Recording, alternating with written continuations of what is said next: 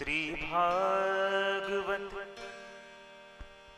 भगवान की है आरती। पापियों को पाप से है तारती।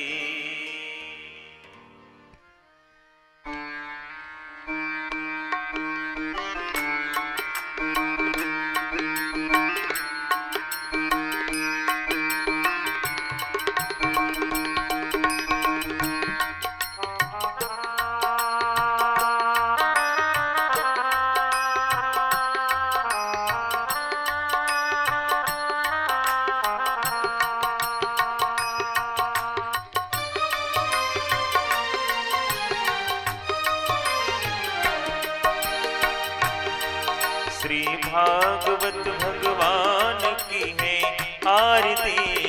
पापियों को पाप से है तारती। श्री भागवत भगवान की है आरती। पापियों को पाप से है तारती। श्री भागवत भगवान की है आरती। पापियों को पाप से है तारती। श्री भागवत भगवान की है आरती। पापियों को पाप से है तारती।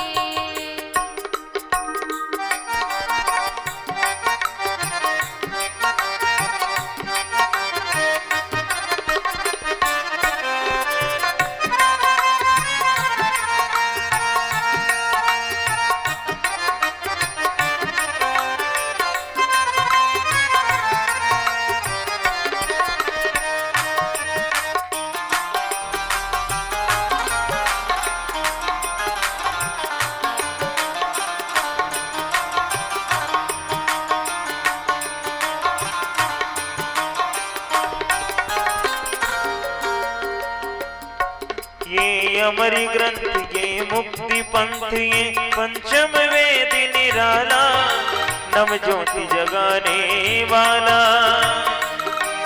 ये अमर ग्रंथ, ये मुक्ति पंथ, ये पंचम वेद निराला, नव ज्योति जगाने वाला। ये अमर ग्रंथ, ये मुक्ति पंथ, ये पंचम वेद निराला, नव ज्योति जगाने वाला। नव ज्योति जगाने वाला। हरि नाम यही, हरि धाम यही, हरि नाम यही, हरि धाम यही। ये जग मंगल की आरती। पापियों को पाप से है तारती। श्री भागवत भगवान की है आरती। पापियों को पाप से है तारती।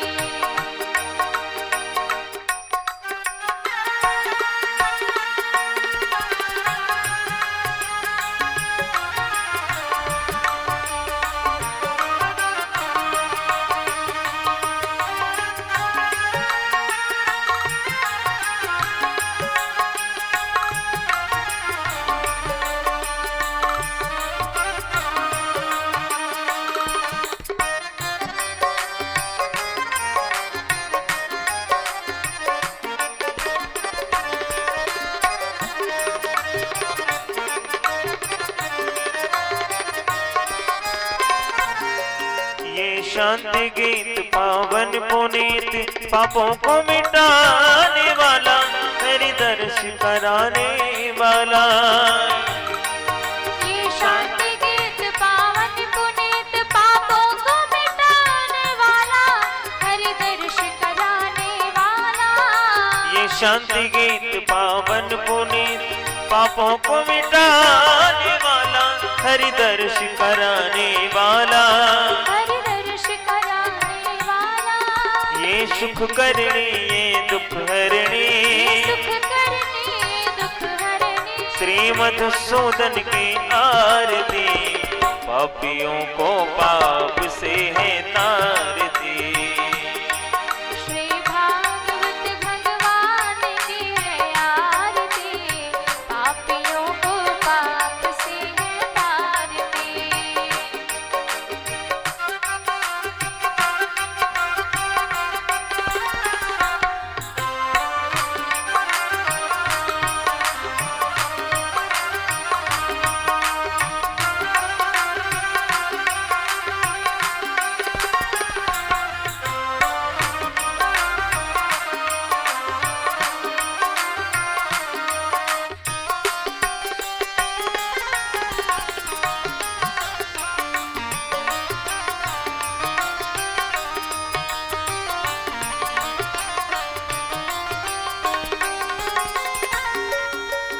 मधुर बोल सतपंथ खोल, सन्मार्ग दिखाने वाला, बिगड़ी को बनाने वाला। ये मधुर बोल सतपंथ खोल, सन्मार्ग बताने वाला, बिगड़ी को बनाने वाला। ये मधुर बोल जगपंथ खोल, सन्मार्ग दिखाने वाला, बिगड़ी को बनाने वाला। बिगड़ी को बनाने वाला। श्री राम यही घनश्याम यही, श्री राम यही घनश्याम यही, मेरे राम यही मेरे श्याम यही। मेरे राम यही मेरे श्याम यही। ये प्रभु महिमा की आरती, पापियों को पाप से है तारती। श्री भागवत भगवान की है आरती, पापियों को पाप से है तारती। पापियों को पाप से है तारती, पापियों को पाप से है तारते। कर्पूर गौरम करुणावतारम, संसार सारम भुजगेन्द्रहारम, सदा वसंतम हृदयारविन्दे, भवं भवानी सहितं नमामि। त्वमेव माता च पिता त्वमेव, त्वमेव बन्धु च सखा त्वमेव, त्वमेव विद्या द्रविणं त्वमेव, त्वमेव सर्वं मम देवदेव, त्वमेव सर्वं मम देवदेव। जलेन शीतले कर्णं पुष्पै देवाभिवन्दनम्, आरोग्यार्थे आत्माभिवन्दनम्। मन्त्रपुष्पाञ्जलिः।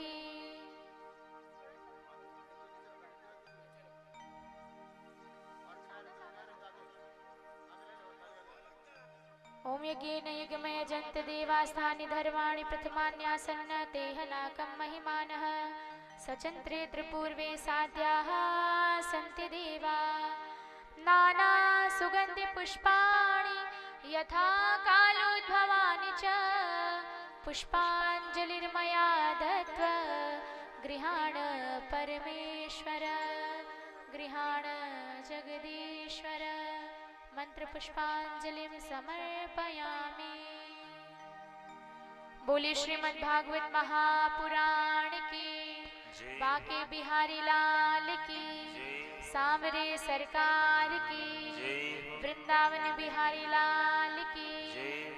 बोले महाकाली मैया की जय। जय श्री राधे। सभी भक्तजन अपने अपने स्थान पर बैठ जाएं। शांति पूर्वक बड़े भाव से सभी लोग कथा का श्रवण करें और अपने जीवन को कृतार्थ बनाएं।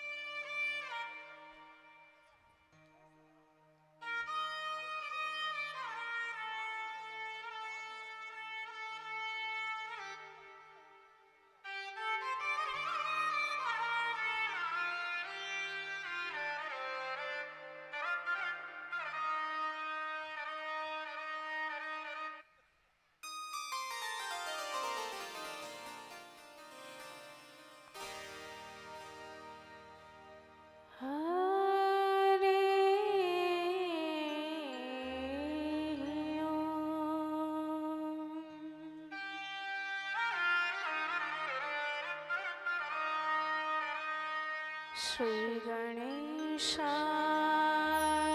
नमः। श्री सरस्वत्यै नमः।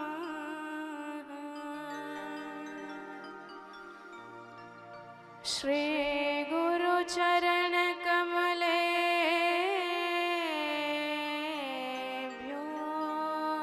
नमः।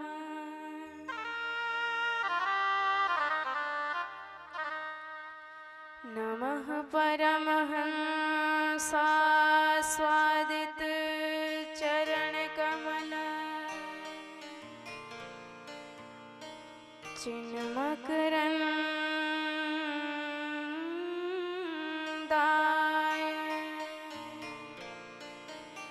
भक्त जनमानस निवासाय श्री रामचंद्राय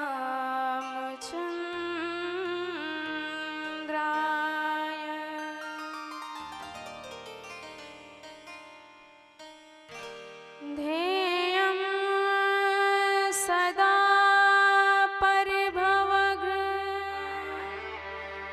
नमभीष्टदोहम्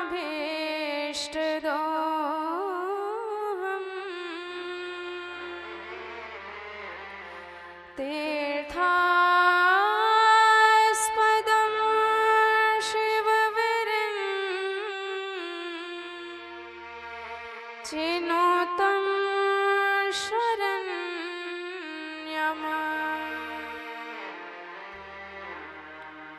भृत्यार्तिहं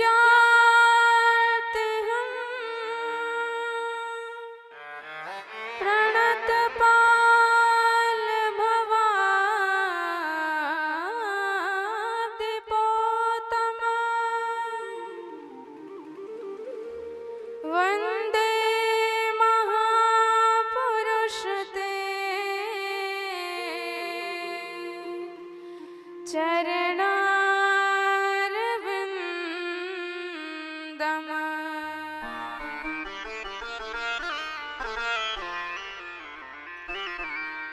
वंशी विभूषितकरान्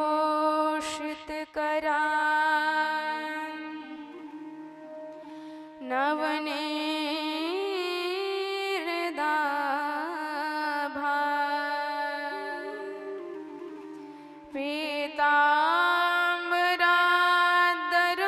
पीताम्बरादरुणबिम्ब फलाधरोष्ठा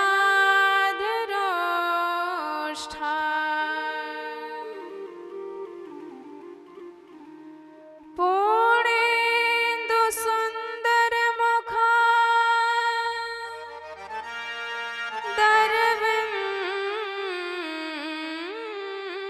दरविन्दनेत्रा कृष्णात् परं किमपि तत्त्वमहं न जाने।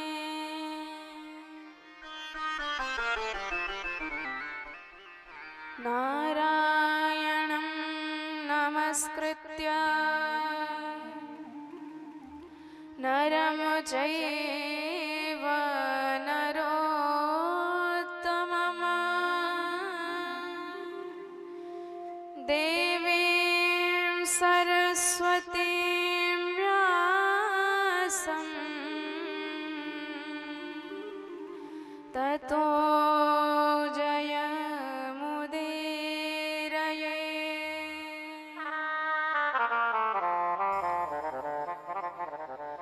सीतानाथ समारंभा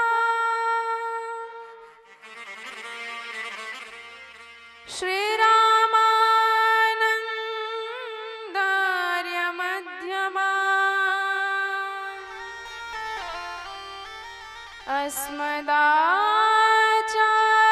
अस्मदाचार्यपर्यन्ता वन्दे श्रीगुरुपरम्परा।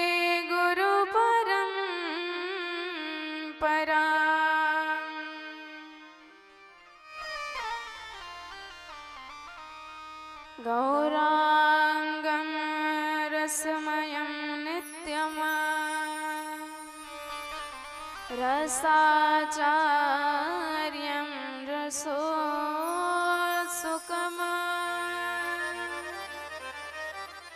श्रीमद् रामहर्षण देवाख्यम्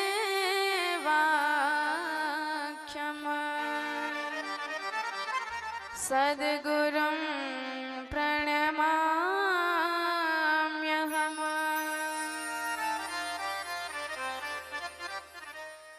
दिव्यं दिव्य कथाकारम्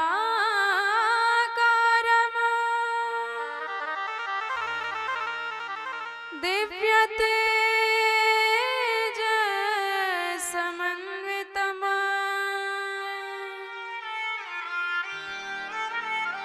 श्रीमद् श्याम सुंदर देवाख्यम् सद्गुरुं प्रणमाम्यहम्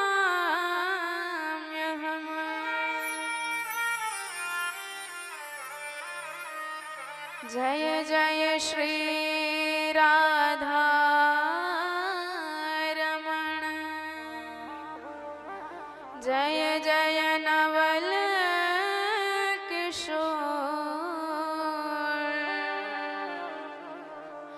जय गोपी चित चोर प्रभु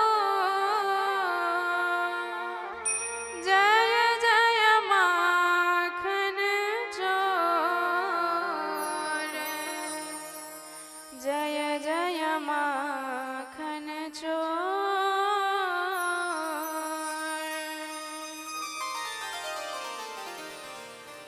बोल श्री वृंदाविपिन बिहारी लाल की राधे रानी सरकार की जय बोल हनुमंत लाल की जय सद्गुरुदेव भगवान की जय गौरी शंकर भगवान की जय बोल भद्रकाली मैया की जय जय जय श्री राधे।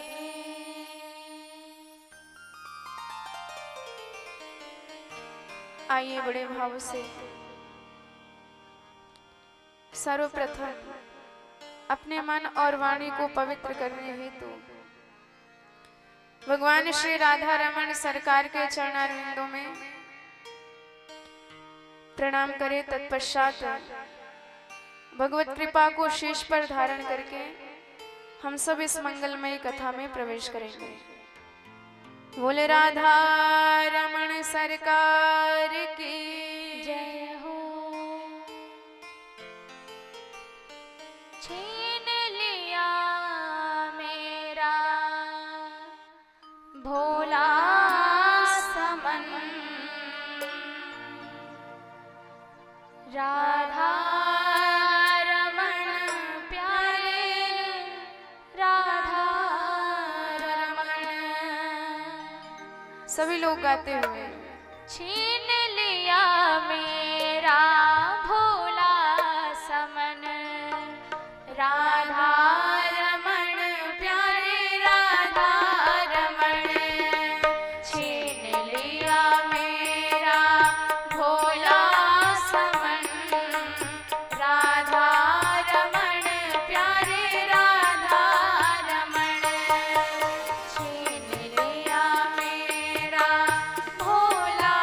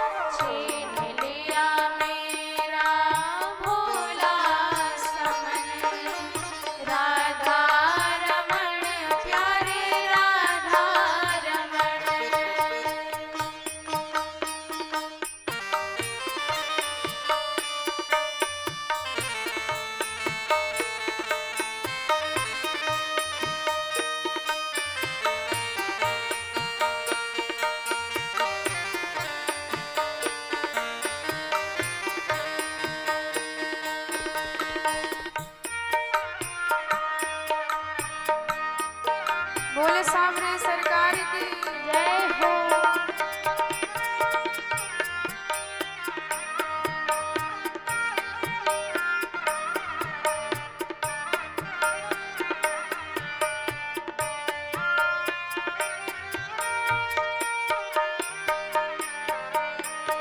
गोकुल का ग्वाला वो ब्रज का मसैया, गोकुल का ग्वाला वो ब्रज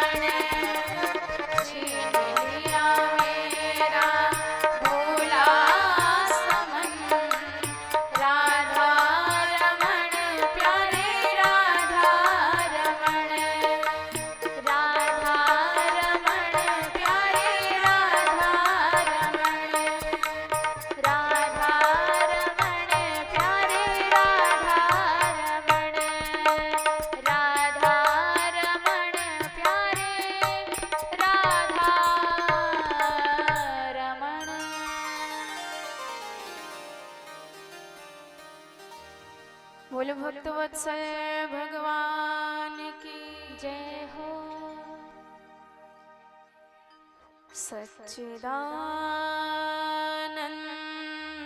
रूपाय विश्वोत्पत्त्यादि हेतवे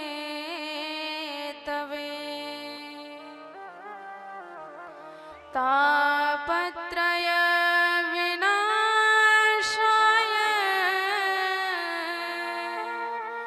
श्रीकृष्णाय वयं नुमः।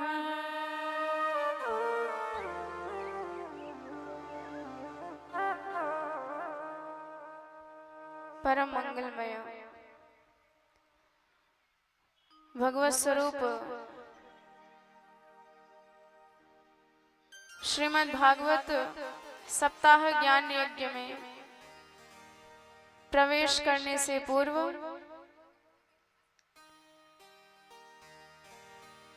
अनंत कोटि ब्रह्मांड नायक पर ब्रह्म परमात्मा जगदीश्वर जगन्नाथ अकारण करुण करुणा वरुणालय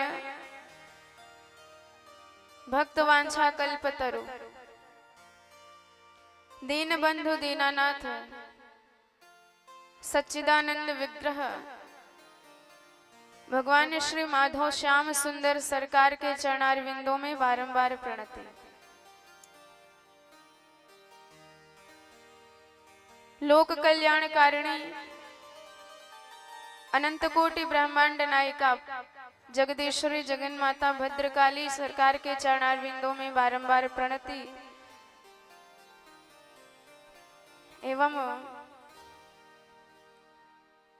समस्त यजमान परिकर सम्मुख सब उपस्थित संत वैष्णव समुदाय श्रद्धामयी भक्तिमयी माताएं, आप सभी को सप्रेम जय जय श्री राधे जय सिया राम।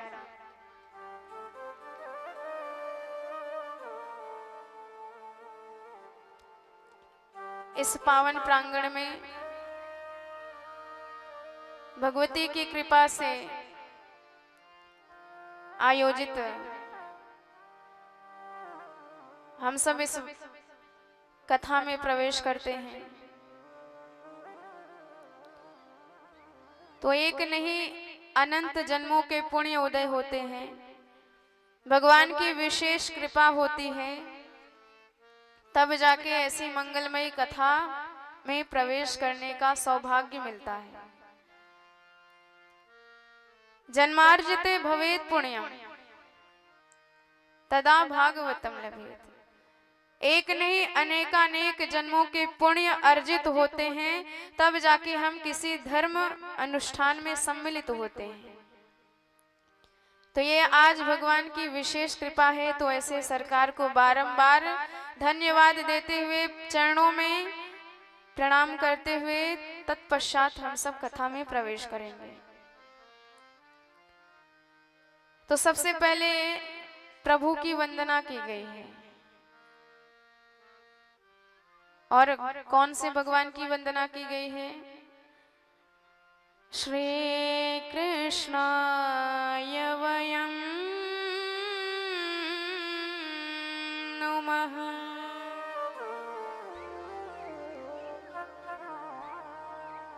तो श्री कृष्ण, केवल कृष्ण नहीं, श्री कृष्ण। तो ये श्री कौन है? ये श्री कोई और नहीं, साक्षात हमारी परम करुणामयी कृपामयी किशोरी जी हैं। श्री अर्थात जो अपने भक्तों के दुख को श्रवण करती हैं।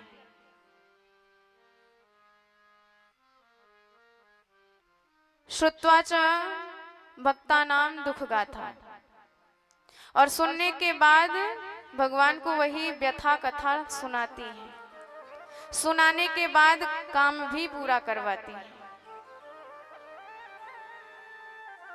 तो देखिए, इस संसार में कोई ऐसा नहीं है जिसे किसी ना किसी प्रकार का कष्ट ना हो, दुख ना हो। तो हम भी चाहते हैं वह हमारा दुख कोई सुने और उसका समाधान निकाले, आनंद की ओर हमें पहुंचाए। तो कौन सुनेगा? सुनने के लिए सदा तत्पर रहती हैं हमारी किशोरी जी, हमेशा तैयार रहती हैं, चाहे जितना बड़ा दुख हो। एक बार भक्त बड़े भाव से उनके चरणों में निवेदित करता है तो माँ बड़े भाव से सुनती हैं।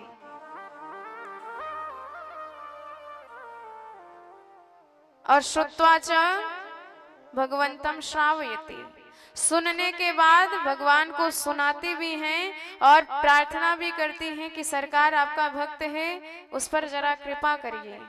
तो काम भी बनवाती हैं।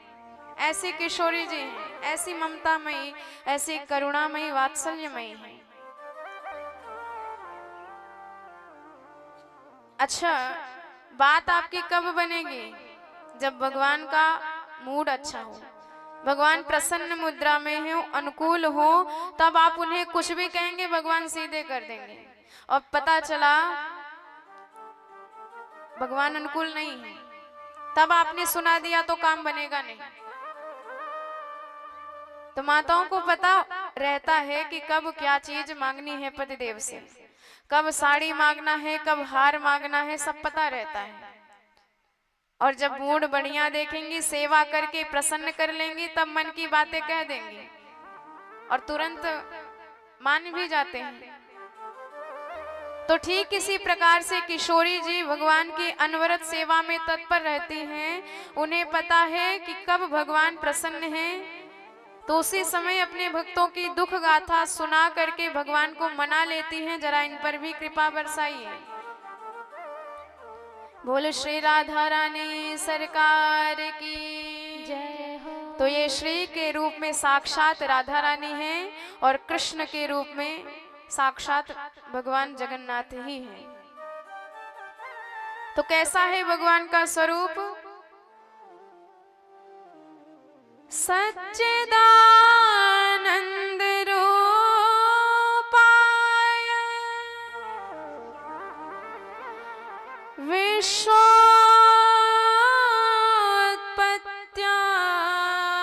विश्वोत्पत्त्यादिहेतवे तापत्रय विनाशाय श्री कृष्णाय वयं नमः। तो भगवान का स्वरूप है सच्चिदानंद। तीन शब्द हैं, सत, चित और आनंद। सत माने क्या? संसार में जो कुछ हमें दिखाई दे रहा है ये नकली है, असली नहीं है, सत्य नहीं है। क्योंकि जो सत्य होता है वह कभी नष्ट नहीं होता है और ये संसार कभी ना कभी नष्ट हो जाएगा। जितनी चीज आंखों से देख रही हैं सब नष्ट हो जाएंगे। तो प्रभु हमारे परम सत्य हैं। नकली चीजों से, नष्ट होने वाली चीजों से प्रीति करेंगे तो जब वह चीज नष्ट हो जाएगी, जितना ज्यादा प्रेम रहेगा उसके नष्ट होने पे उतना ही ज्यादा हार्दिक कष्ट होगा। पर भगवान किसी काल में नहीं नष्ट होने वाले हैं। भगवान अविनाशी हैं और ऐसे अविनाशी भगवान से प्रेम कर लीजिए तो कभी कोई कष्ट होगा ही नहीं। ऐसे सत्य स्वरूप भगवान की वंदना की गई है। और दूसरा लक्षण चित। चित अर्थात प्रकाश। अंधेरे में बिना प्रकाश के आप नहीं देख सकते हो, तो हमें देखने के लिए प्रकाश की आवश्यकता पड़ती है।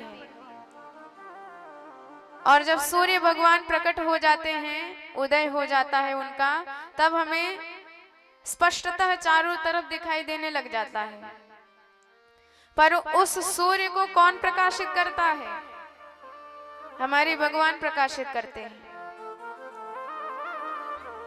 ऐसे अनंत गुना प्रकाश स्वरूप भगवान की वंदना की गई है। तीसरा लक्षण आनंद स्वरूप। तो भगवान आनंद स्वरूप है, सुख स्वरूप नहीं है, आनंद स्वरूप है। क्योंकि सुख के बाद दुख आएगा, जैसे दिन के बाद रात आना तय है, ठीक इसी प्रकार यदि सुख रहेगा तो दुख अवश्य आएगा। ये क्रम अनवरत ढंग से चलता रहता है। पर आनंद के बाद क्या आएगा बताइए जरा? कुछ नहीं आएगा, क्योंकि आनंद का उल्टा कुछ मिल ही नहीं सकता है। और ना तो आनंद का अंत होता है, सुख का अंत हो सकता है, पर जीवन में एक बार आनंद मिल गया तो वह आनंद कभी नष्ट नहीं होने वाला है। और आनंद की क्या परिभाषा होती है ये कोई बता भी नहीं सकता है, क्योंकि जिसने जीवन में आनंद लिया उसके पास वाणी नहीं है कि उसका वर्णन कर सके कैसा आनंद का स्वरूप है, कैसा आनंद होता है। तो हमारे भगवान आनंद स्वरूप हैं। आत्मा के बोध को आनंद कहते हैं, क्योंकि जिस दिन आप आत्मा को जान जाओगे, अपना अस्तित्व समझ जाओगे, उस दिन सारे दुख अपने आप मिट जाएंगे। ये दुख हमें किस लिए हैं?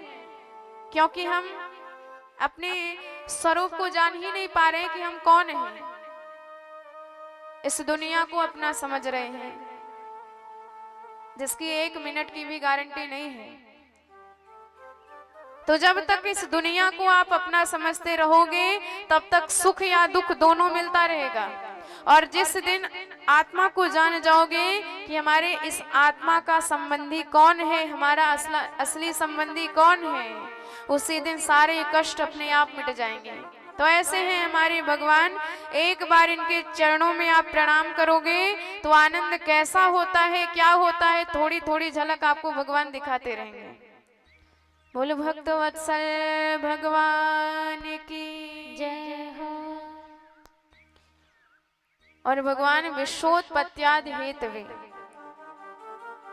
सारे जगत की रचना भी करते हैं, सारे जगत का पालन पोषण भी करते हैं, अंततो गत्वा सारे जगत का संग्रहण भी वही करते हैं। तीनों के जो हेतु हैं।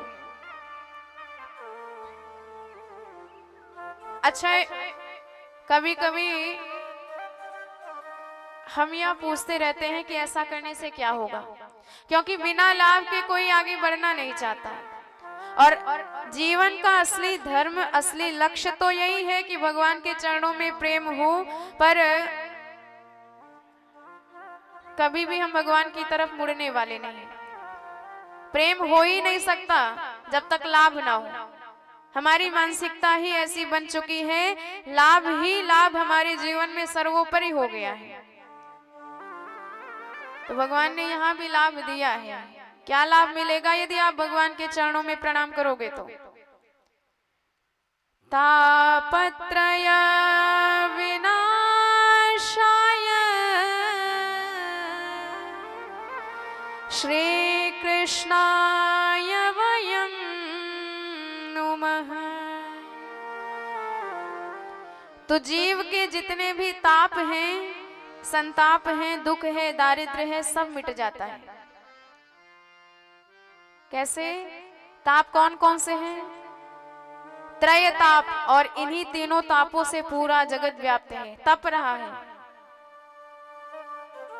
दैहिक, दैविक, भौतिक, तो ये 3 ताप कहे गए हैं।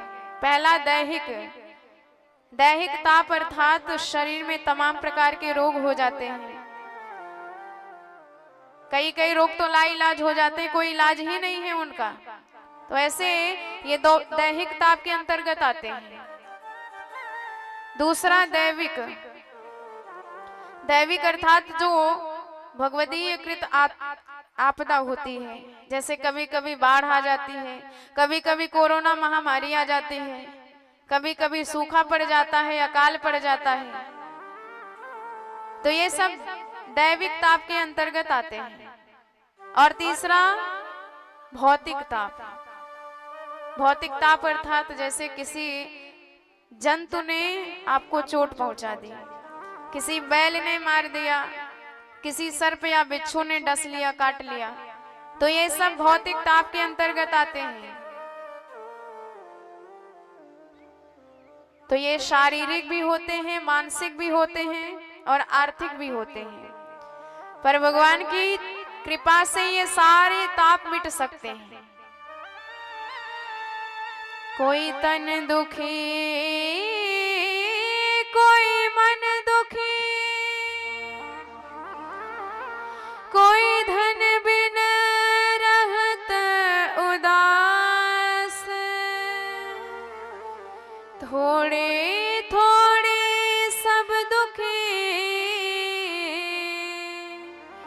सुखी राम के दास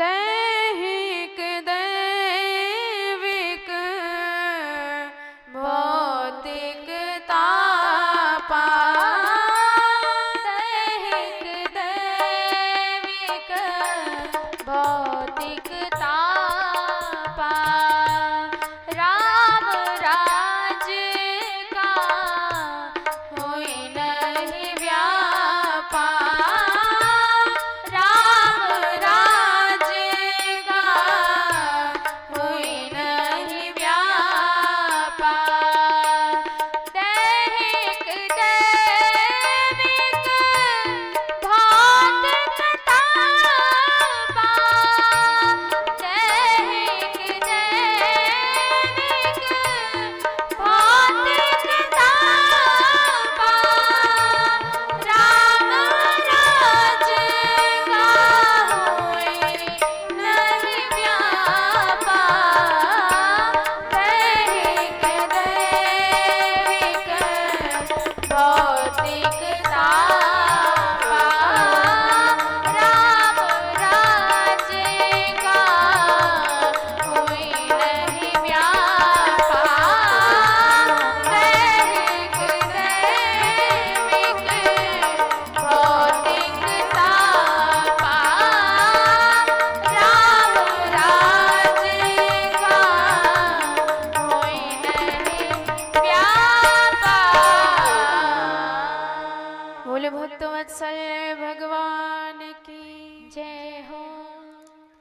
तो नैमिषारण्य के पावन तीर्थ में 88,000 शौनकादि ऋषि श्रोता के रूप में विराजमान हैं और सूत जी महाराज व्यास मंच पर बैठ करके भगवान की मंगलमयी कथा का श्रवण करा रहे हैं। सूत जी की अवस्था अल्प आयु है, अभी छोटी सी उम्र के हैं, और शौनकादि ऋषि जिनकी उम्र बड़ी लंबी है, अपने जीवन काल में अनेकानेक इंद्र को बदलते देखा है, पर कथा रस स्वाद मृत कुशला है। भगवान की कथा सुनने के रसिक हैं, परम ज्ञानवान है, लंबी अवस्था भी है, लेकिन कथा से इतना प्रेम है भगवान के कि विराजमान होके मंगलमयी कथा सुन रहे हैं। और प्रश्न किया, अज्ञान ध्वांत विध्वंस कोटि सूर्य समप्रभ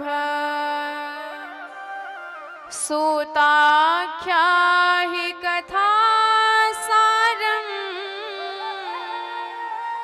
मम कर्ण रसायनम।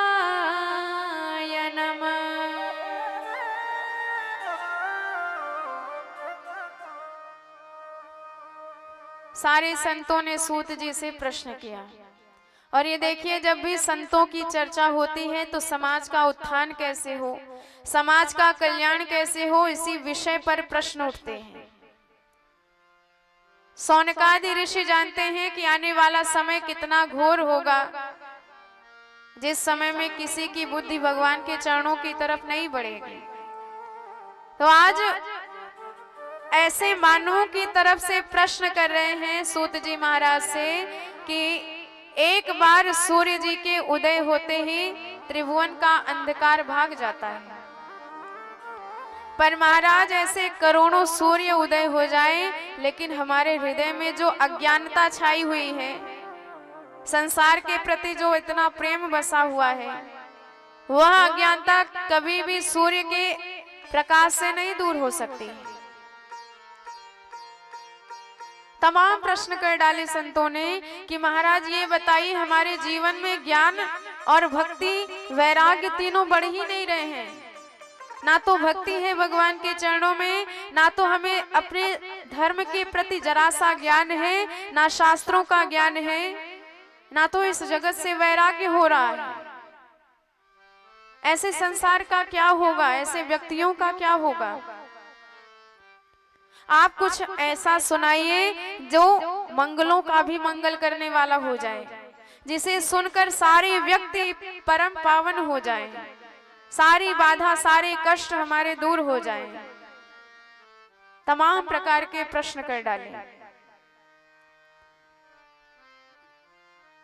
तो सुन करके सूत जी परम गदगद हुए, कहने लगे महाराज भगवान मिलेंगे कैसे, कुछ इसका भी उपाय बताइए। क्योंकि जो चीज बहुत दुर्लभ होती है हम उसकी तरफ बढ़ने का प्रयास ही नहीं करते। जब मिलने ही वाली नहीं है, जरा सी भी आशा नहीं है, तो हम उसकी तरफ बढ़े ही क्यों। और जो बहुत सुलभ हो जाती है फिर उससे भी मन ऊब जाता है।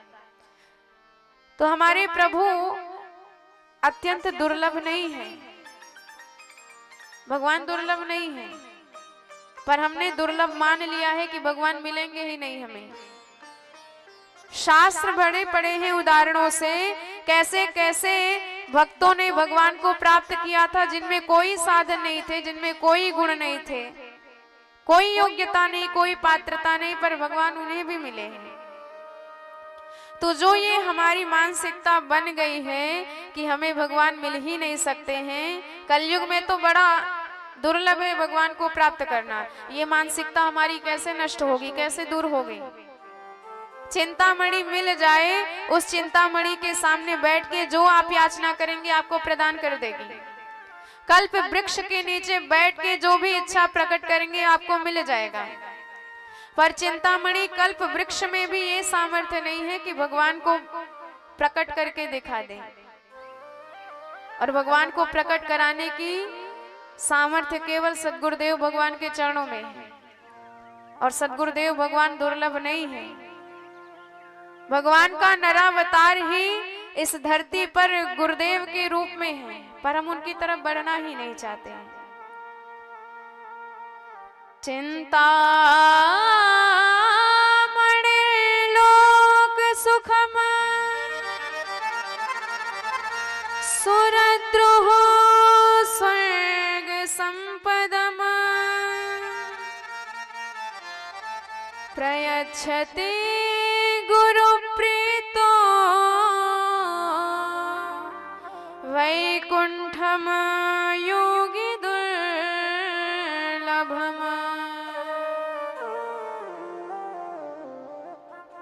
बोले भक्तवत्सल भगवान की जय हो।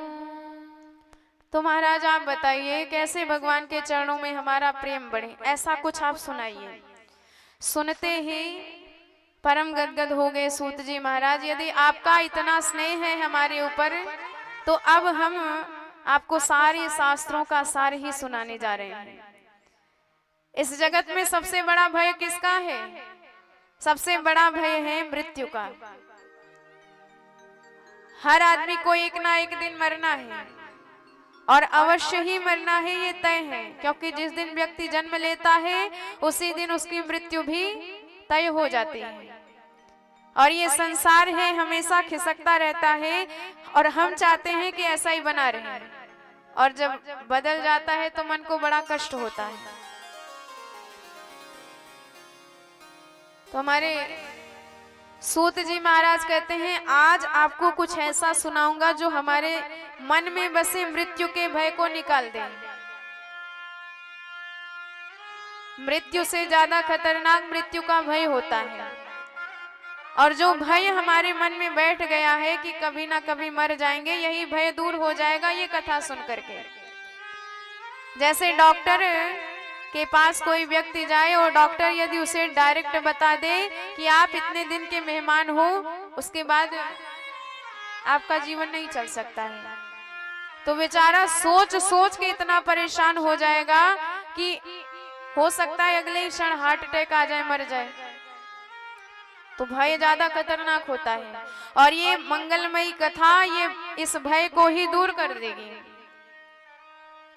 तो आज सारे शास्त्रों का सार सुनाएंगे।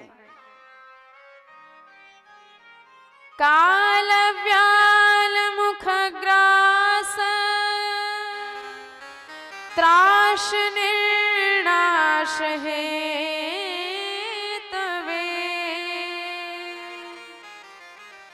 श्रीमद्भागवतम शास्त्रम कलोकीरेण भाषितम्।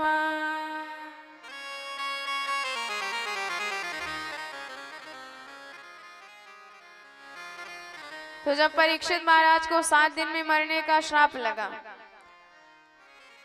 गंगा तट पे आके बैठ गए कि कौन सा उपाय करें, तो सुखदेव जी महाराज पहुंच गए उन्हें श्रीमद् भागवत की कथा सुनाने के लिए, जो मृत्यु के भय को दूर कर देगी, परमात्मा से मिला देगी। कथा सुनाने जा रहे थे कि साक्षात सारे देवता अमृत का घड़ा लिए पहुंच गए। इस प्रसंग से यही तात्पर्य है कि भगवान की यह मंगलमयी कथा जिसे आप सुनने जा रहे हैं, यह कथा स्वर्ग के अमृत से भी कितनी श्रेष्ठ है। अमृत का घड़ा लेके आए देवता, सुधा कुंभ गृहीत्वैव देवास्तत्र समागम। उन्होंने सुखदेव जी के सन्मुख घड़ा रख दिया। हमने सुना है 7 दिन में परीक्षित मरने वाले हैं महाराज, तो ये अमृत लाए हैं, आप उन्हें पिला दीजिए, जो मृत्यु का भय है वो टल जाएगा, अमर हो जाएंगे। सुखदेव जी को समझ में नहीं आया, ये देवता इतने स्वार्थी, अपना काम सिद्ध होता है तभी किसी के पास जाते हैं, पर आज बिना बुलाए परीक्षित के लिए अमृत का घड़ा क्यों लाए। विचार ही कर रहे थे, तब तक देवताओं ने दूसरी बात कह दी, सुनो महाराज, अमृत तो पिला दीजिए, पर बदले में जो भागवत कथा इन्हें सुनाने जा रहे थे, भागवत का अमृत इन्हें देने जा रहे थे, वह अमृत हमें देना पड़ेगा, विनिमय करना पड़ेगा। एवं विनिमय जात सुधारा प्रपेयता प्रपश्यामो वयम सर्वे श्रीमद्भागवतामृतम्।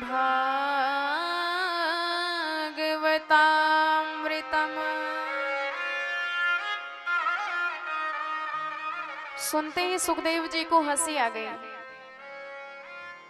कि देवताओं, तुम्हारे आते वक्त ही जान गया कि कुछ ना कुछ गड़बड़ जरूर करोगे। यदि आपको कथा सुननी ही है तो मेरे पास आते, निवेदन करते कि महाराज भगवान की कथा हमें भी सुना दीजिए, तो मैं अवश्य सुनाता। पर तुम लोग श्रोता बन के नहीं आए हो, सौदागर बन के आए हो, और सौदागर की भी बात छोड़ दो, सीधे ठग बन के आए हो। सौदागरी बराबर की चीजों में की जाती है, जितने की तुम्हारी उतने की हमारी, तो अदला बदली कर ले। पर हमारा यह कथामृत जिसकी कोई कीमत नहीं लगा सकता, अनमोल मणि के समान है, और तुम्हारा यह तुच्छ अमृत एक कांच का टुकड़ा है।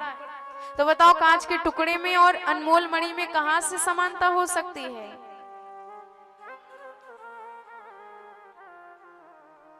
तुरंत डांट के भगा दिया सुखदेव महाराज ने।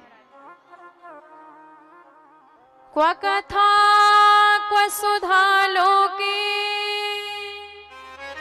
क्व क्वाचो क्व मणिर्महा ब्रह्मरातो विचार्यैव देवास्तत्र समागम।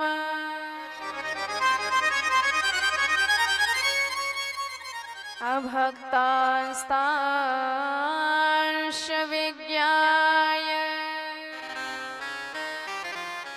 न ददौ सा कथामृतम्। श्रीमद्भागवते वार्ता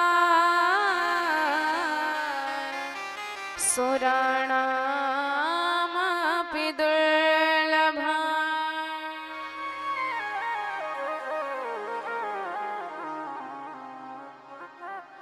तो इतना ये श्रेष्ठ अमृत है।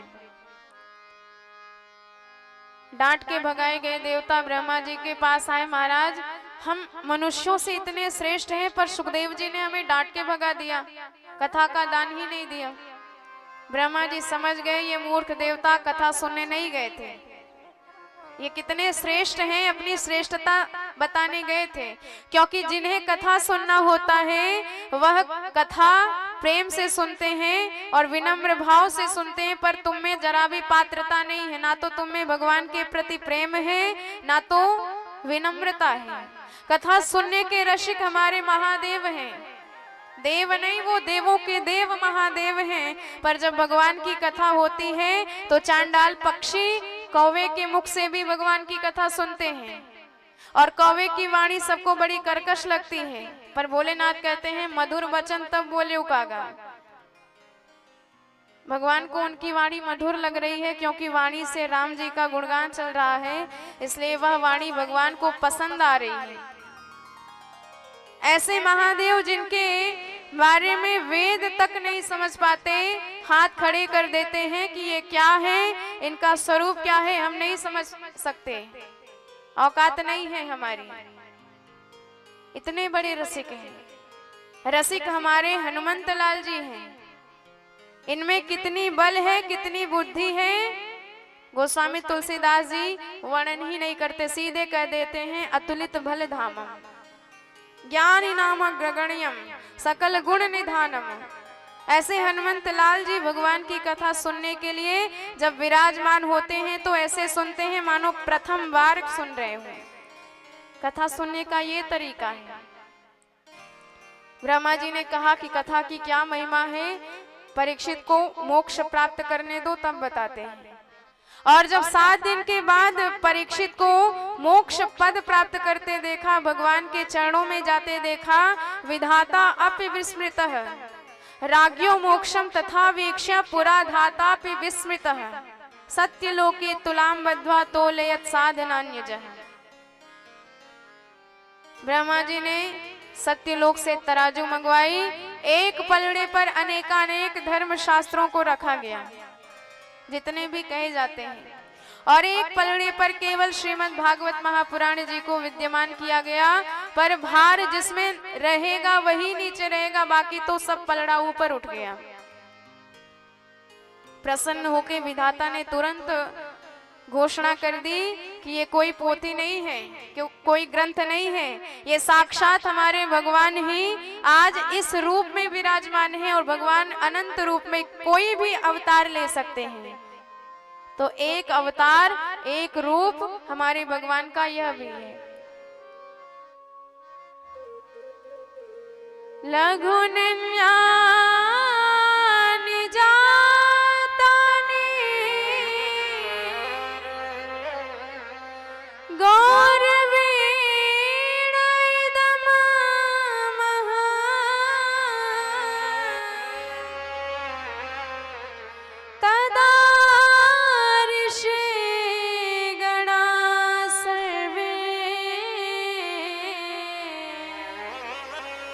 विस्मयम् परममाययो विस्मयम्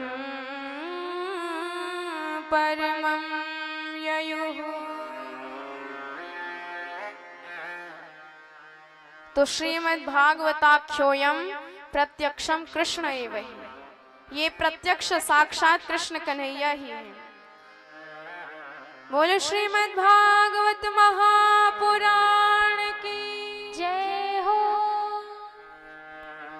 शौनकादि ऋषियों ने प्रश्न किया कि गुरुदेव ये बताइए, ये कथा केवल 7 दिन में ही क्यों सुनी जाती है, 7 दिन का सप्ताह नियम क्यों बनाया गया?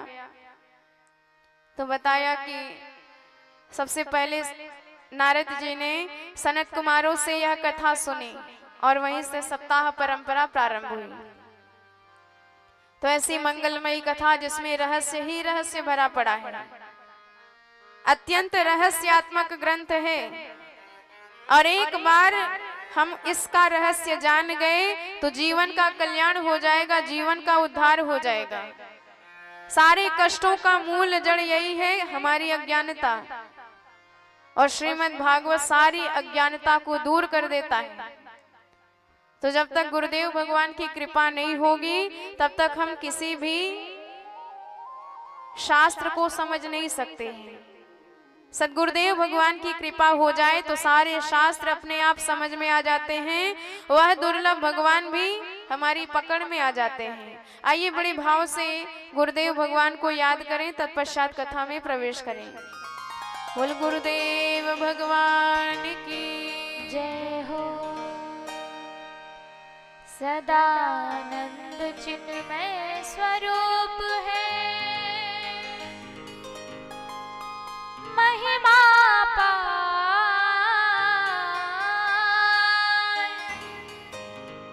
कर ले गुरुपद ध्यान रे मनुआ, हो जा भव से पार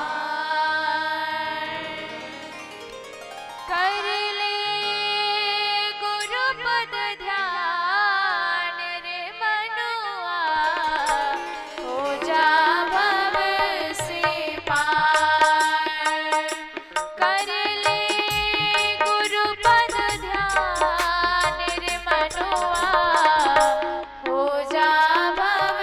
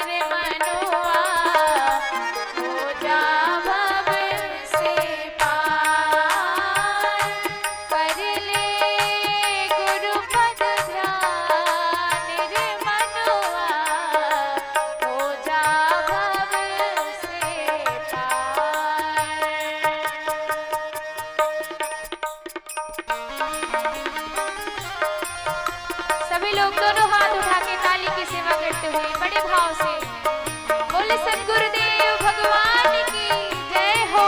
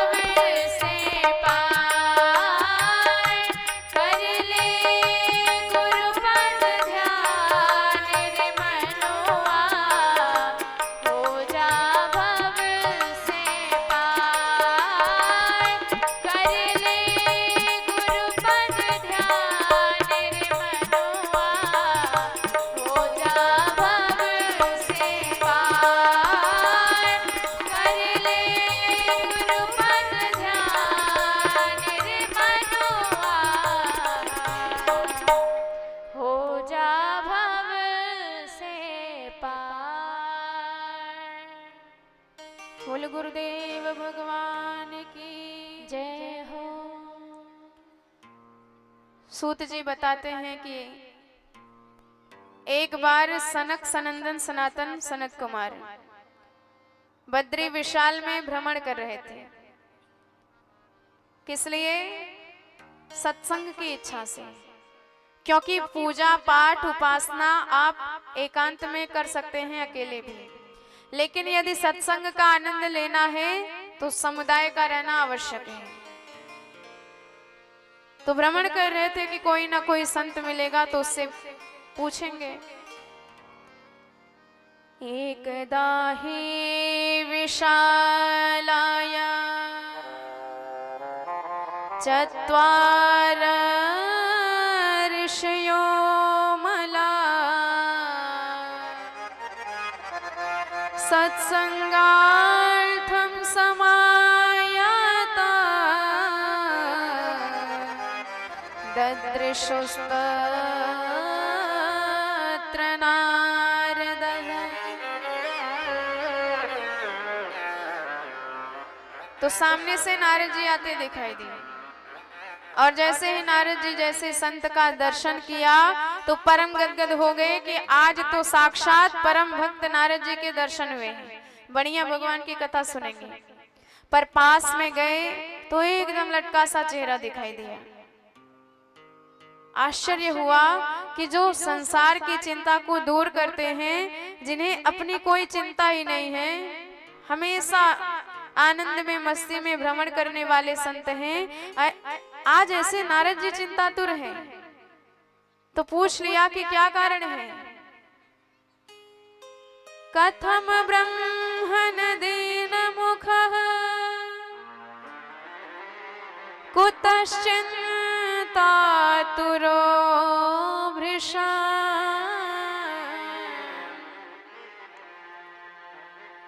त्वरितमगम्यते कुत्र कुतश्चागमनं तव।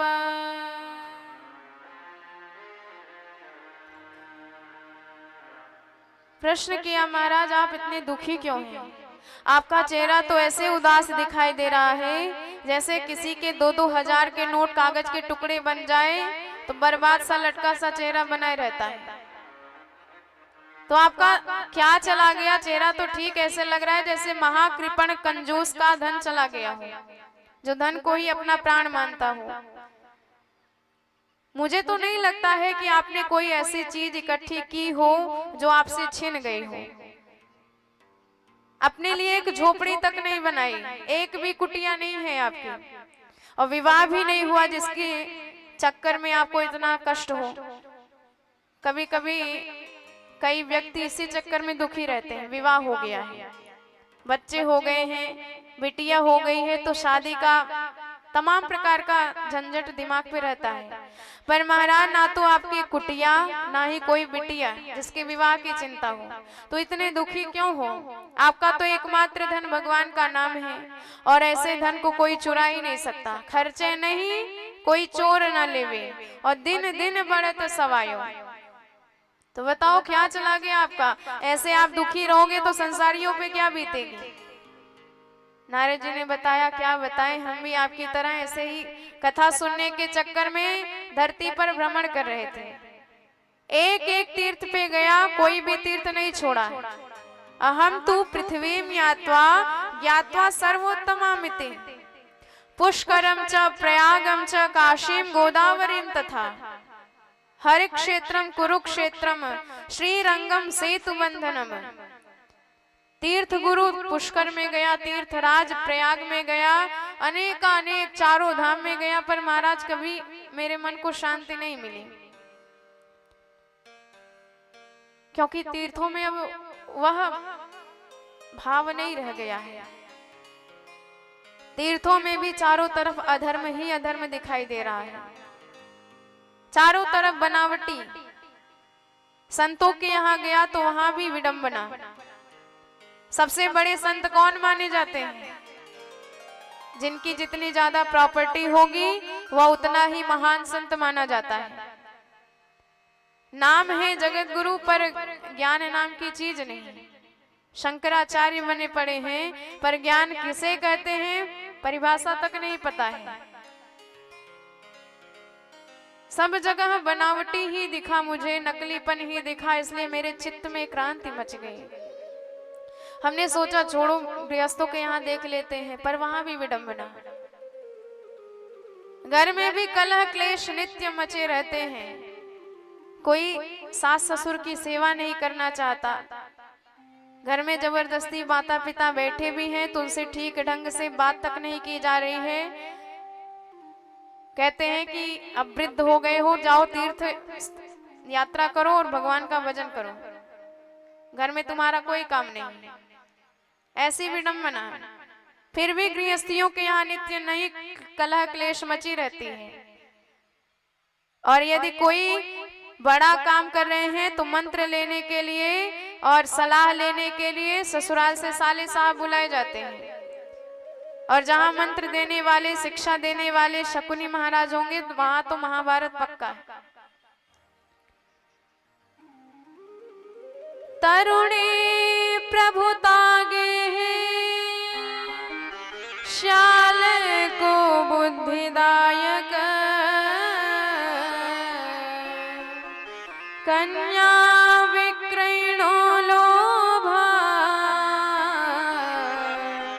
दंपति नाम च कलकनम।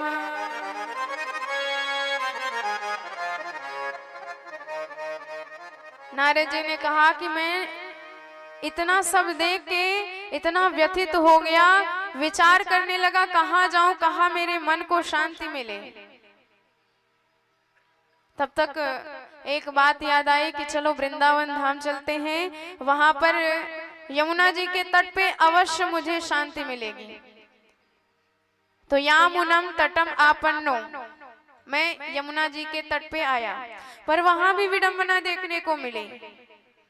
तत्राश्चर्यं मया दृष्ट्वा श्रूयतां तन मुनीश्वरा एका तु तरुणी तत्र निषण्णा खिन्नमानसा। आश्चर्य देखा कि एक युवती स्त्री बैठी है और उसके सामने दो बुड्ढे लेटे हैं और दोनों बेहोश हैं, और वह स्त्री रुदन कर रही है। पास में कई औरतें हैं, कोई पंखा जल रहा है, कोई समझा रहा है, कोई आंसू पोंछ रहा है। और मेरा मन द्रवीभूत हो गया कि न जाने क्या कारण है, बेचारी रो रही है, जाए पता लगाएं। पर जैसे ही पास में आया, केवल देवियां ही देवियां दिखी, तो मन थोड़ा सा पिछड़ गया कि जहां पर देवियां हैं वहां पर वैरागी बाबाओं को जाना भी नहीं चाहिए, क्योंकि इनका कोई भरोसा नहीं, कब मुस्कुराने लग जाएं, कब रोने लग जाएं, कब हंसने लग जाएं, और बिना बुलाए जाना ठीक नहीं। पर जैसे ही मैं लौटा, नारद जी बताते हैं सनकादियों को कि उस स्त्री ने पीछे से हमें आवाज लगाई, भो भो साधो क्षणम तिष्ठ मच्चिन्तामपि नाशय दर्शनम तव लोकस्य सर्वथा घहरम पदम।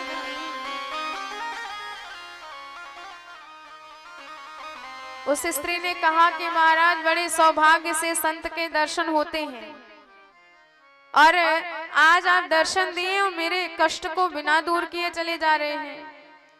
तो जब उसने बुलाया तो मैं पास गया, मैंने कहा कि वद देवी सविस्तारम स्वस्य दुखस्य कारणम, आपके दुख का क्या कारण है आप मुझे बताइए।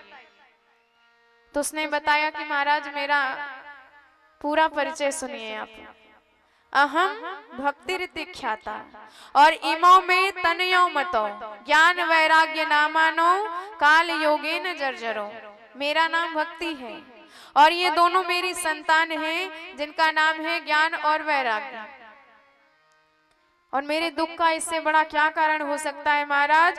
मेरे सामने मेरे दोनों बच्चे वृद्धावस्था को प्राप्त हो गए और इतने कष्ट में भरे पड़े हैं, बेहोश अवस्था में पड़े हैं, उठ ही नहीं रहे हैं। और एक माँ के सामने उनके संतान को कष्ट हो, इससे बड़ा माँ के लिए दुख और कुछ नहीं हो सकता है। नारद जी सारी बात समझ गए। भक्ति मैया कहती है कि यदि इनकी यही हालत रही तो इदम स्थानम परित्यज्य विदेशम गम्यते मया, भारत वर्ष को छोड़ के मुझे विदेश में जाना पड़ेगा। नारद जी ने जो ये सुना अवाक रह गए कि सौभाग्य है भारतवासियों का कि भक्ति यहाँ नवयोती बनी नृत्य कर रही है। जिस भक्ति के लिए बड़े बड़े संत अनेकानेक जन्म जन्मांतर तक तपस्यारत रहते हैं और तब जाके भगवान की पराभक्ति प्राप्त करते हैं। और ये भक्ति भारत भूमि में कितनी सुलभ है, पर ये भारतवासी उसका महत्व क्या होता है नहीं समझ पाएंगे। नारद जी ने कहा कि माँ ये काल ही ठीक नहीं है और वर्षे वर्षे क्रमश जाता मंगलम नापि दृश्यते, जैसे जैसे समय बीतेगा वैसे वैसे जो थोड़ा बहुत मंगल दिखाई दे रहा है सारा मंगल नष्ट हो जाएगा। सदाचार ही नष्ट हो गया है हमारा, कोई आचरण नहीं रह गया है हमारे अंदर। ना तो हम प्रातः काल उठते हैं, ना तो माता पिता को प्रणाम करते हैं, ना ही अपने धर्मों के प्रति हमारी जरा सी भी आस्था है। जब मन किया उठ गए, जब मन किया भोजन कर लिए, जब मन किया, सदाचार ही नहीं रह गया है हमारे भीतर। तो जीवन में जब तक सदाचार नहीं आएगा तब तक भगवान की भक्ति ज्ञान वैराग्य हमारे हृदय में स्वस्थ नहीं होने वाले हैं। इसलिए सदाचार अपनाना अति आवश्यक है। नारद जी ने कहा कि माँ ये कलयुग का प्रताप है, कलयुग में लोगों की बुद्धि मंद हो गई है, इसलिए ज्ञान वैराग्य को कोई जानता नहीं समझता नहीं, तो इनकी वृद्धावस्था हो गई है। भक्ति मैया ने कहा यदि ये कलयुग इतना दुष्ट है तो भगवान ने इसे मारा क्यों नहीं, और कदाचित भगवान ने इसे छोड़ दिया तो परीक्षित के हाथ में तलवार थी, परीक्षित ने इसे क्यों छोड़ दिया? नारद जी कहते हैं माँ परीक्षित वैष्णव हैं और यह कलयुग उनकी शरण में चला गया था इसलिए छोड़ना पड़ा। और दूसरी बात, परीक्षित को इस कलयुग में बहुत बड़ा गुण दिखाई दिया। क्या? कलयुग का सबसे बड़ा गुण क्या है? आपको सतयुग में भगवान को प्राप्त करने के लिए, भगवत पद प्राप्त करने के लिए एक नहीं अनेकानेक वर्षों तक तपस्या करनी पड़ेगी। त्रेता में भगवान को प्राप्त करने के लिए अनेकानेक यज्ञ करने पड़ेंगे। द्वापर में प्राप्त करने के लिए वर्षों वर्षों तक उपासना करनी पड़ती है। पर कलयुग में छूट है आपको, यदि कोई साधन नहीं कर पाते कोई बात नहीं, तप नहीं कर सकते, जप नहीं कर सकते, ध्यान नहीं कर सकते, यज्ञ नहीं कर सकते, कोई दिक्कत नहीं। पर यदि आपने बड़े भाव से राम कह दिया, एक ही बार कह दिया जीवन में, तो राम कहने से, भगवान का नाम लेने से सारे कष्ट आपके दूर हो जाते हैं और वही भगवत पद प्राप्त हो जाता है, वही फल प्राप्त होता है जो आपको सतयुग में वर्षों वर्षों तक तपस्या करने से मिलता है।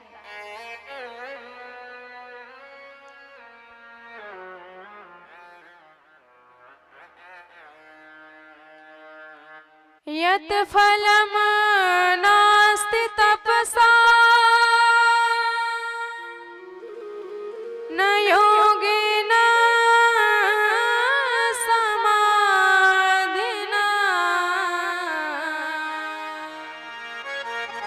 तत्फलम् लभते सम्यक् कलौ केशव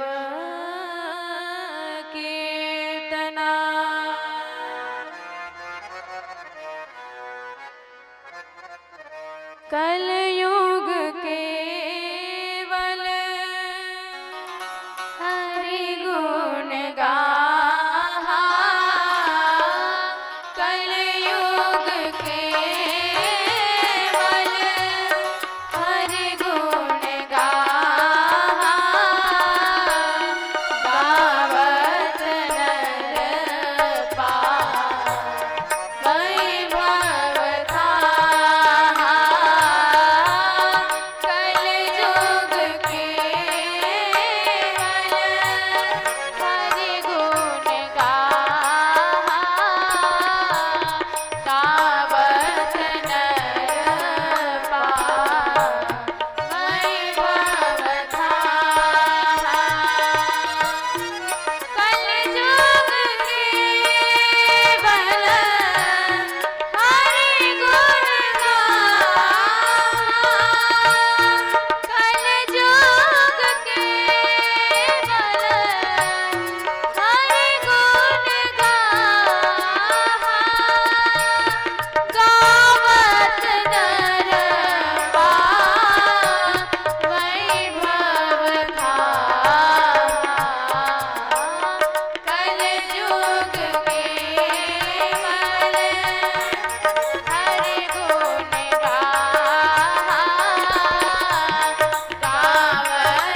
नर पार वैभव थाहा, कलयुग केवल हरि गुण गाहा, गावत नर पार वैभव थाहा, गावत नर पार वैभव थाहा। बोले भक्तवत्सल भगवान की जय हो। तो इतना आरक्षण भगवान ने कलयुग वालों के लिए कर दिया, नाम लेके ही तर जाना है, और फिर भी हम तर ना पाए तो ये तो हमारा दुर्भाग्य ही है। इससे सस्ते, इससे सरल भगवान और कोई मौका नहीं दे सकते हैं। भक्ति महारानी परम गदगद हो गई। धन्य है नारद जी, आप जैसे संत के दर्शन हुए। अरे आपकी कृपा जिस पर हो जाए उसका तो कल्याण ही हो जाता है। ध्रुव जी महाराज के ऊपर आपकी कृपा बरसी तो भक्ति के परम आचार्य बन गए। छोटी सी अवस्था में भगवान को प्रकट करके दिखा दिए। प्रहलाद जी पर आपकी कृपा बरसी सो इतने बड़े भगवान के भक्त बन गए, भगवत प्राप्त किए। तो महाराज आज मेरे बालकों पर भी आपकी कृपा हो जाए तो इनका भी रोग दूर हो जाएगा।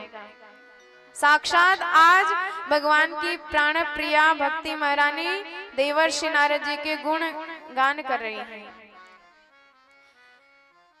जयति जगति माया, जयति जगति माया, जयति जगति माया यस्य काया धवस्ते, जयति जगति माया यस्य काया धवस्ते, जयति जगति माया यस्य काया धवस्ते, वचन रचन में गम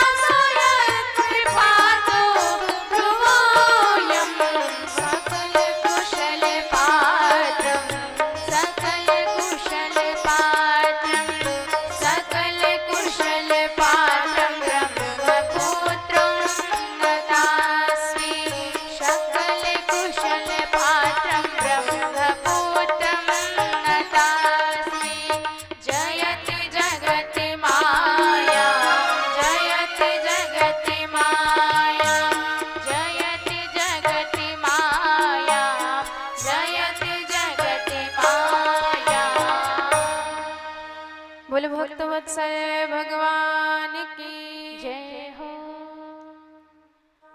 अब नारद जी ने प्रयास किया, ज्ञान वैराग्य के पास गए और कान में वेदों को सुनाया, पुराणों को सुनाया, उपनिषदों को सुनाया। कुछ फायदा नहीं हुआ तो सबके सार गीता को बार बार सुनाया। गीता पाठैर मुहुर्मुहुः, थोड़ी सी चेतना आई फिर वे होश हो गए। नारद जी बेचारे परेशान हो गए, हैरान हो गए कि कौन सा उपाय किया जाए। हमने तो सारे शास्त्र, सारे वेद, उपनिषद और गीता भी सुना डाले, अब तो कोई हमारे पास उपाय बचा ही नहीं है। उसी वक्त आकाशवाणी हुई, नारद जी चिंता मत करिए, परिश्रम करते रहिए, सफलता अवश्य आपको प्राप्त होगी। व्योमवाणी तदैव भून्वा ऋषिखेद्यतामिति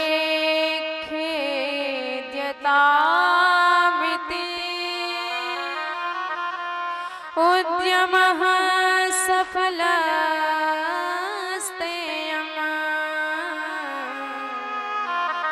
भविष्यति न संशयः। आकाशवाणी ने कहा कि नारद जी सत्कर्म करिए। नारद जी ने कहा ये सत्कर्म नहीं है, और यदि ये सत्कर्म नहीं है तो सत्कर्म किसे कहते हैं आप बताइए। आकाशवाणी ने कहा कि सत्कर्म क्या है आपको कोई संत बताएगा। नारद जी ने कहा दोनों बातें गोलमोल, या तो संत का ही नाम बता देते, हम उसके पास जाके पूछ लेते, या तो सत्कर्म ही बता देते। अब कोई संत मिलेगा और वह मुझे बताएगा, कहाँ ढूंढने जाएं? पर चलो ढूंढते हैं, कहीं ना कहीं मिल ही जाएगा। अब तो जो भी छोटा मोटा संत दिखाई देता, नारद जी प्रणाम करके पूछते कि कहो महाराज सत्कर्म किसे कहते हैं। अब जब पूछने वाले साक्षात नारद जी, किसी की हिम्मत नहीं बन पाती कि हम उत्तर दे पाए। योगिना नारदेनापि स्वयं न ज्ञायते तु यत् तत्कथम शक्यते वक्तुर इतरैरिह मानुषम। साक्षात नारद जी जिसे नहीं बता पाए, हम किस गिनती में हैं कि हम उसको बता पाए। और जो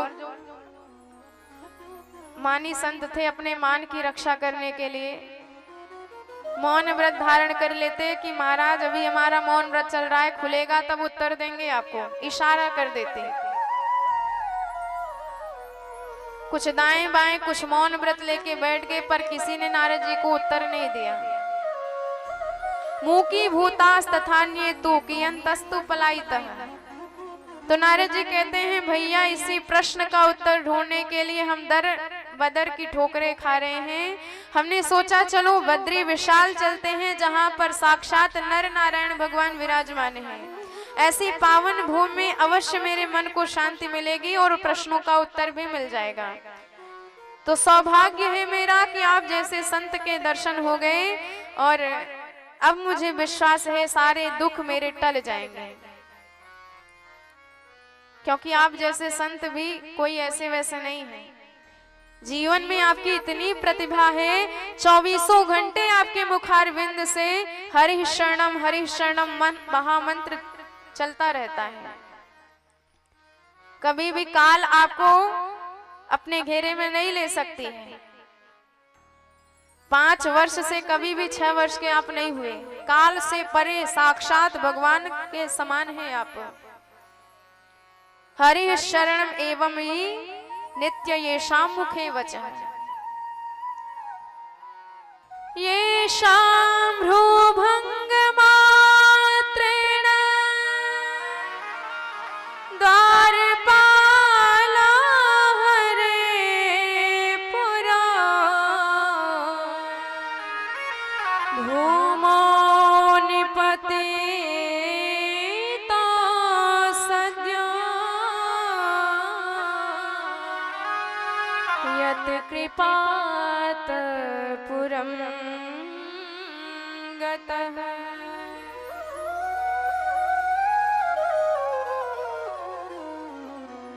तो अब सत्कर्म किसे कहते हैं आप बताइए। संतों ने कहा कि महाराज ठीक पते पे आए हो, अरे आप साक्षात भगवान के भक्त हो, कृष्ण कन्हैया के नारायण प्रभु के नाम सदा आप जपते रहते हो। ऐसे भगवान जिनकी शरण में जाने के बाद बड़े से बड़े बादल जैसे घनघोर दुख भी छट जाते हैं, उनके भक्त हो के आप चिंता करते हैं। माँ चिंताम कुरु देवर्षे, जिनकी शरण में आप हैं वही भगवान आपके दुख दूर करेंगे। एक बार उनका नाम लेने से हमारे एक नहीं जन्म जन्मांतर के सारे भय, सारे दुख, सारे क्लेश दूर हो जाते हैं। आइए उन्हीं भगवान के श्री चरणों में मन को लगाएं, तत्पश्चात कथा में प्रवेश करेंगे। भोल भक्त वत्सल भगवान की जय हो। व्रज के नंद लाला श्री राधा जी के सावरिया, सब दुख दूर होवे। सभी लोग गाते हुए जब तेरा नाम लिया, ओ व्रज के नंद लाला श्री राधा जी के सावरिया, व्रज के नंद लाला श्री राधा जी के सावरिया, सब दुख दूर हुए।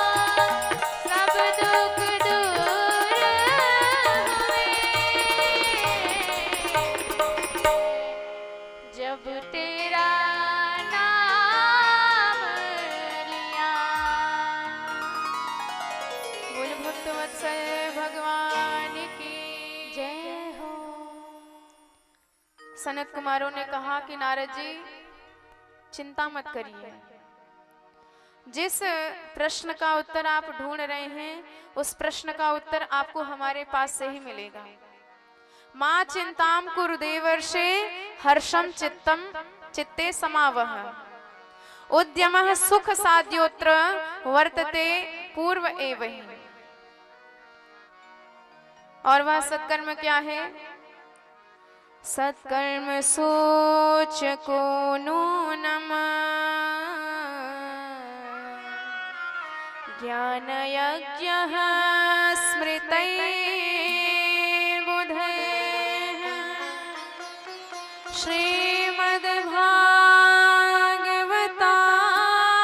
श्रीमद्भागवतालाप सतुगीता शुकादिभिः। वह सत्कर्म है श्रीमद् भागवत महापुराण की कथा, जो सुखदेव जैसे परमहंसों के मुख से गाई गई है। नारद जी को पहले विश्वास नहीं हुआ। उन्होंने कहा कि महाराज ये कथा हमने भी सुन रखी है, हमारे पिता ब्रह्मा जी ने सुनाया और मुझे पता है श्रीमद् भागवत में उन्हीं तत्वों की व्याख्या की गई है जो वेद में है। तो वेदों की व्याख्या श्रीमद् भागवत महापुराण में की गई है और हमने संपूर्ण वेद पहले से ही ज्ञान वैराग्य को सुना दिया है, पर वेद से भी कुछ काम नहीं हुआ। बताइए, जो काम पूरा वृक्ष नहीं कर पाया वो काम उसी से पैदा हुआ फल क्या कर पाएगा? वेद रूपी वृक्ष का ही तो फल है श्रीमद् भागवत महापुराण। हंसते हुए सनत कुमारों ने कहा, नारद जी तर्क तो ठीक लगाया आपने, पर जरा ये बताइए, किसी ने आम का फल खाया, मधुर मधुर फल लगा, स्वाद मिला, तो कहने लगा कि वाह ये फल इतना मधुर है, तो जिस वृक्ष ने इस फल को पैदा किया है वो वृक्ष कितना मधुर होगा। और यही तर्क लगा के यदि फल छोड़ के वृक्ष ही चबाने लग जाए तो जरा बताइए उसको वह माधुर्य रस मिलेगा? यदि आपको माधुर्य रस का स्वाद लेना है तो आपको फल खाना पड़ेगा, वृक्ष खाने से स्वाद नहीं मिलता है। आमूलाग्रम रसम तिष्ठम न स्वाद्य न स्वाद्यते यथा। और एक उदाहरण दिया कि दूध से ही घी बनता है, और यदि घी में पूड़ियां तलते तलते घी आपका समाप्त हो जाए, कोई तर्क दे भाई दूध से ही तो घी बनता है, तो बाकी बची हुई पूड़ियां आप उसी दूध में ही तल लो, तो जरा बताइए आप पूड़ियां दूध में तल सकते हैं? भले ही उसी से पैदा हुआ है, पर जो काम घी कर पाएगा वह काम दूध भी नहीं कर सकता है।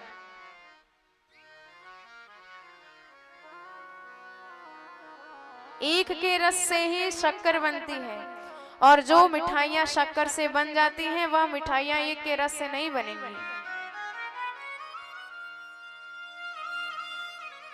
पृथक भूता च सामिष्ठा तथा भागवती कथा।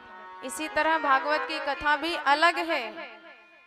अब जब समझाया, नारद जी ने कहा कि महाराज मैं समझ गया, पढ़ लिख कर कोई कितना भी बड़ा विद्वान बन जाए, पर जब तक संतों की चरण रज को सिर पे नहीं धारण करेगा, संतों की वाणी में अवगाहन नहीं करेगा, तब तक वह बात वह काम नहीं बनने वाला है। और बड़े भाग्य होते हैं तब जाके संतों के दर्शन मिलते हैं, और एक बार दर्शन मिल गए तो सारे भ्रम सारे संदेह उसी वक्त नष्ट हो जाते हैं। भाग्योदयेन बहुजन्म समर्जितेन सत्संगमं च लभतो पुरुषो यदा वै अज्ञान हेतु कृत मोहमदान्धकारनाशम् विधाय हि तदो दयते विवेकः।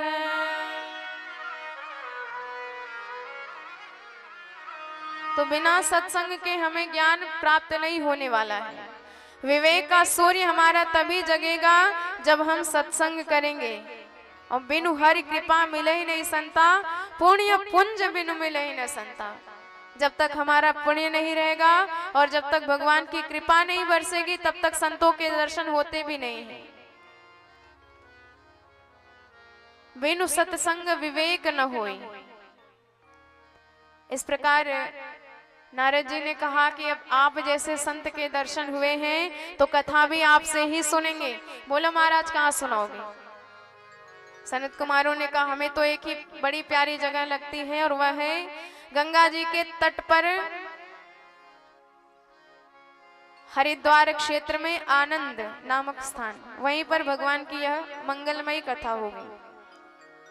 और जैसे ही चारों कुमार आए, बालुका को ही व्यास मंच बना के विराजमान हो गए। अब संतों को पता चला कि भगवान की कथा हो रही है हरिद्वार में, तो जितने विरक्त संत थे और जितने गृहस्थी संत थे सब पहुंचने लगे। गृहस्थी संत अपने पत्नी और पुत्र आदि परिकर के साथ और विरक्त संत शिष्य परिकर के साथ पहुंचने लगे। और एक से बड़े एक संत आए हैं इस मंगलमयी कथा को सुनने के लिए। भृगुर वशिष्ठ च्यवनश्च गौतमो मेधा तिथिर देवल देवरातो योगेश्वर व्यास पराशरोच छाया शुको जाजल जनु मुख्या रामस्तथा गाद सुतोत शाकलो मृकंडि पुत्र त्रिज पिप्पलादः सर्वेप्यमी मुनिगणा सह पुत्र शिष्या स्वस्त्री भिराय युरते प्रणयेन युक्त्वा।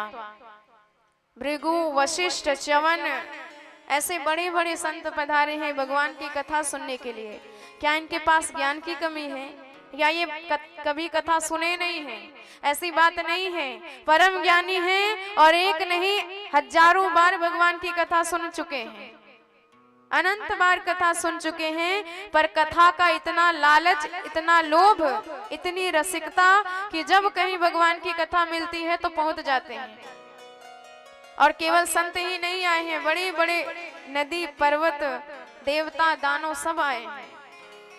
और कुछ लोग जो अपने आप को महान समझ रहे थे कि हमने तो सुन रखी है क्यों जाए, ऐसे लोगों को डांट करके हमारे भृगु जी महाराज लेके आए।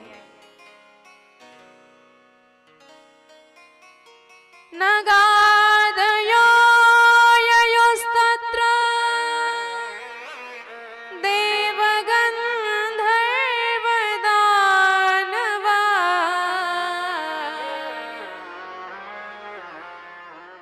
गुरुत्वा तत्र नायातो भृगुं सम्बोध्य जानयत। तो जो नहीं आ रहे थे उनको डांट करके, समझाकर, बुझाकर तब हमारे भृगु जी महाराज कथा सुनने के लिए लेके आए। बताओ ऐसी निष्ठा, खुद तो सुन ही रहे हैं और भी अन्य लोगों को पकड़ के ला रहे हैं कि आप भी सुनिए, आपका भी उद्धार हो जाएगा। तो ये भावना हमारी भी रहनी चाहिए, हमारा भी कल्याण हो और जिनको हम जानते हैं, जिनसे हमारा थोड़ा बहुत संबंध है, उनका भी उद्धार हो। इसलिए आप खुद आए और 4 लोगों को साथ में भी लाए। यदि इस तरह कथा सुनेंगे तो सारे समाज का उद्धार हो जाएगा। तो जय शब्दों नमः शब्दों शंख शब्द तथैव च, जय जयकार के साथ, नमः नमःकार के साथ भगवान की वह मंगलमयी कथा प्रारंभ हुई।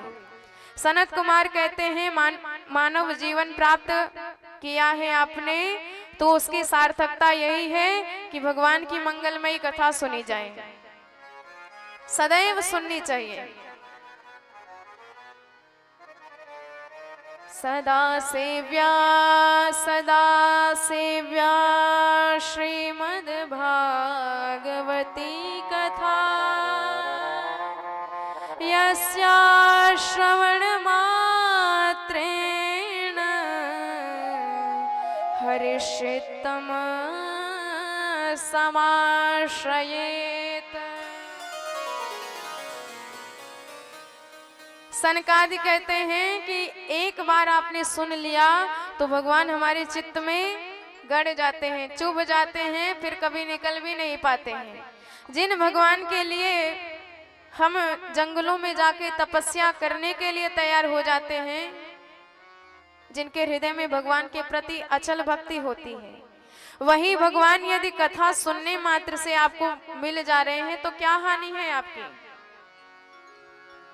ऐसी मंगलमयी कथा प्रारंभ हुई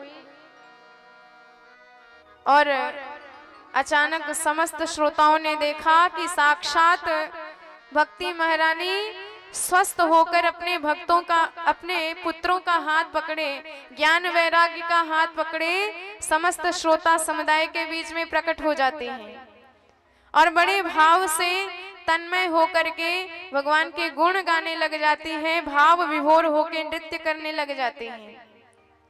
बोल भक्त वत्सल भगवान की जय हो।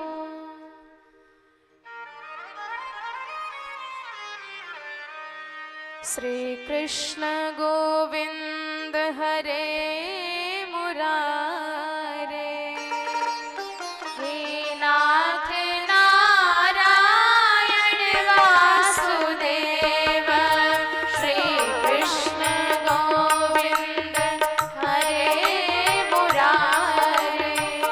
हे नाथ नारायण वासुदेव, श्री कृष्ण गोविंद हरे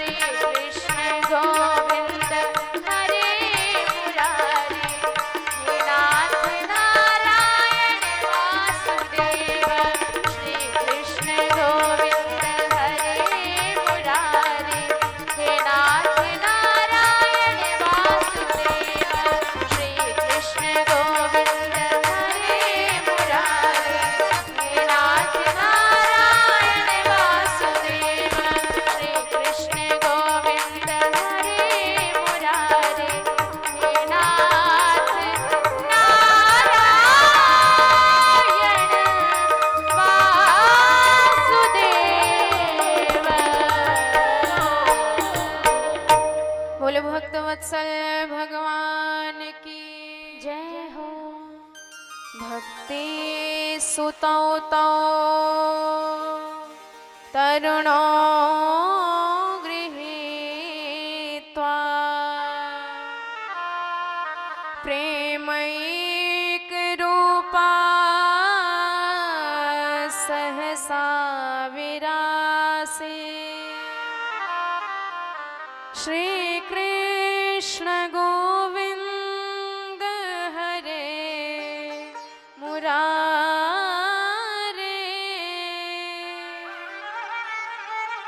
नाथे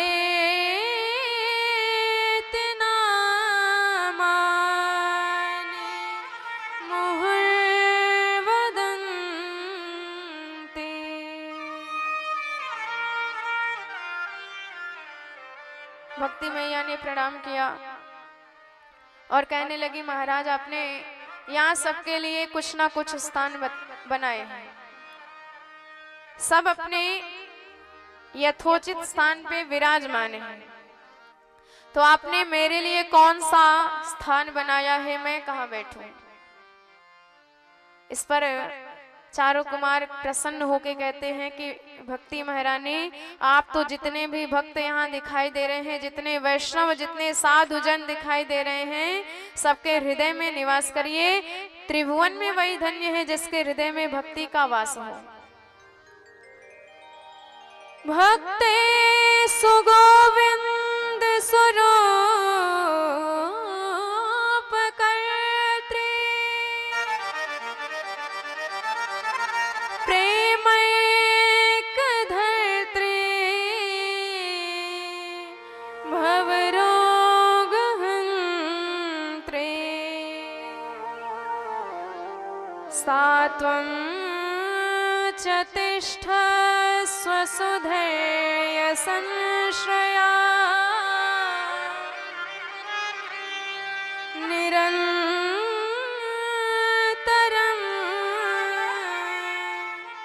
वैष्णव मानसानि।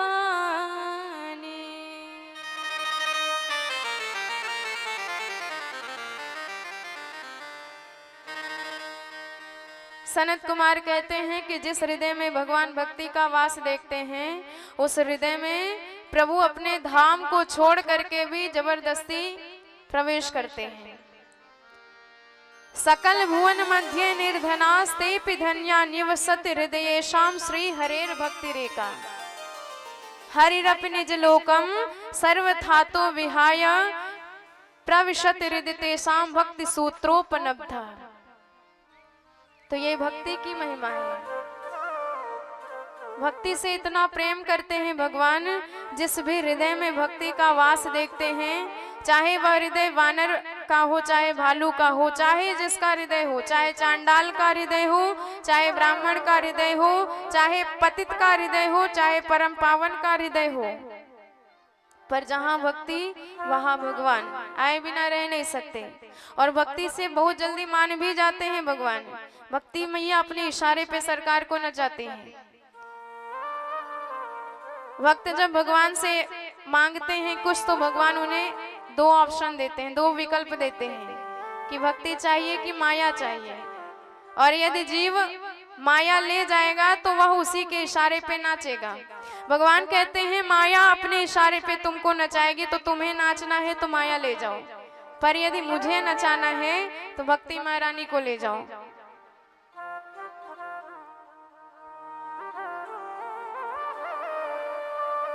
त्वं तु भक्ति प्रिया तस्य सततम प्राणतोऽधिका त्वया हूतस्तु भगवान् याति नीच ग्रहेष्वपि।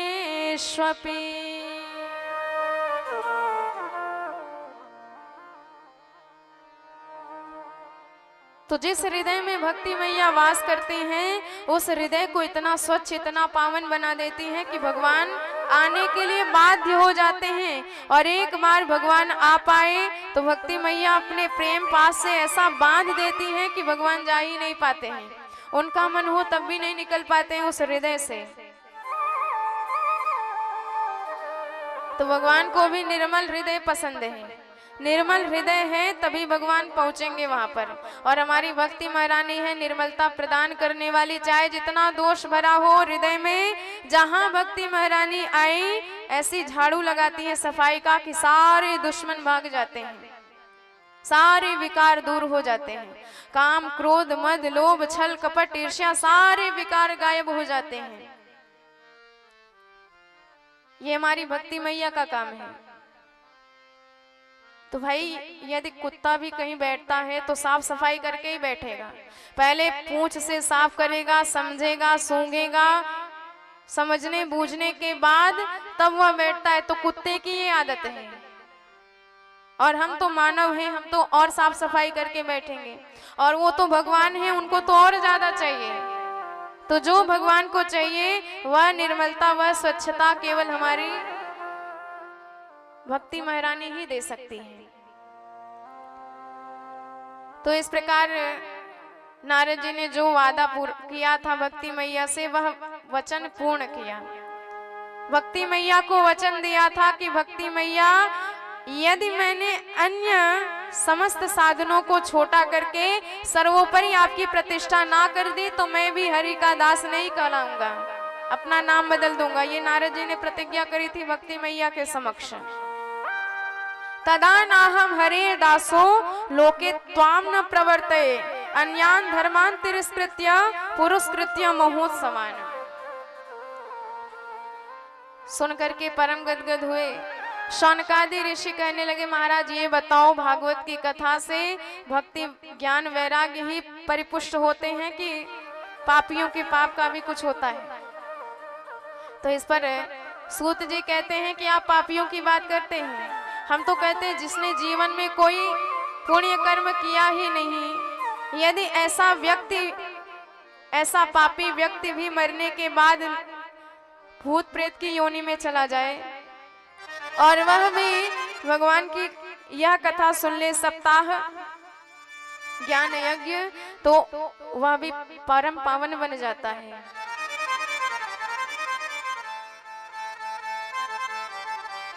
ये मानवा पाप कृतस्तु सर्वदा सदा दुराचार रता विमार्गगा क्रोधाग्निदग्धा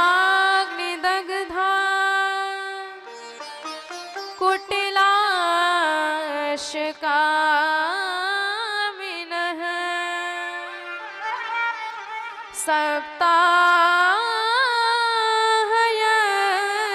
सप्ताहयज्ञेन कलो पुनन्ति ते। तो ऐसा जो पापी हो, क्रोधाग्नि दग्धा, क्रोध की अग्नि में सदा जलता रहता हो, कुटिलाश, परम कुटिल हो, परम कामी हो, और जो शंकर संतान हो, ऐसा व्यक्ति भी यदि भगवान की कथा सुन ले तो वह भी परम पावन हो जाता है। इसका एक उदाहरण बताया और अब गोकर्णोपाख्यान श्रवण कराया, जिसके श्रवण मात्र से सारे पाप हमारे दूर हो जाते हैं। अत्र त्रे कीर्ति श्याम इतिहासम सनातनम यस्य स्मरण मात्रेण पाप हानि प्रजायते। बताते हैं कि एक बार की बात है, तुंगभद्रा नदी के तट पर एक पंडित जी रहते थे जिनका नाम था आत्मदेव शर्मा। तुंगभद्रा तटे पूर्वम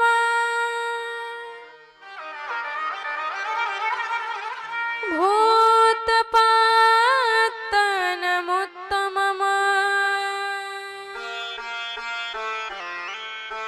सर्वे वर्णा स्वधर्मेण सत्य सत्कर्म तत्पराः।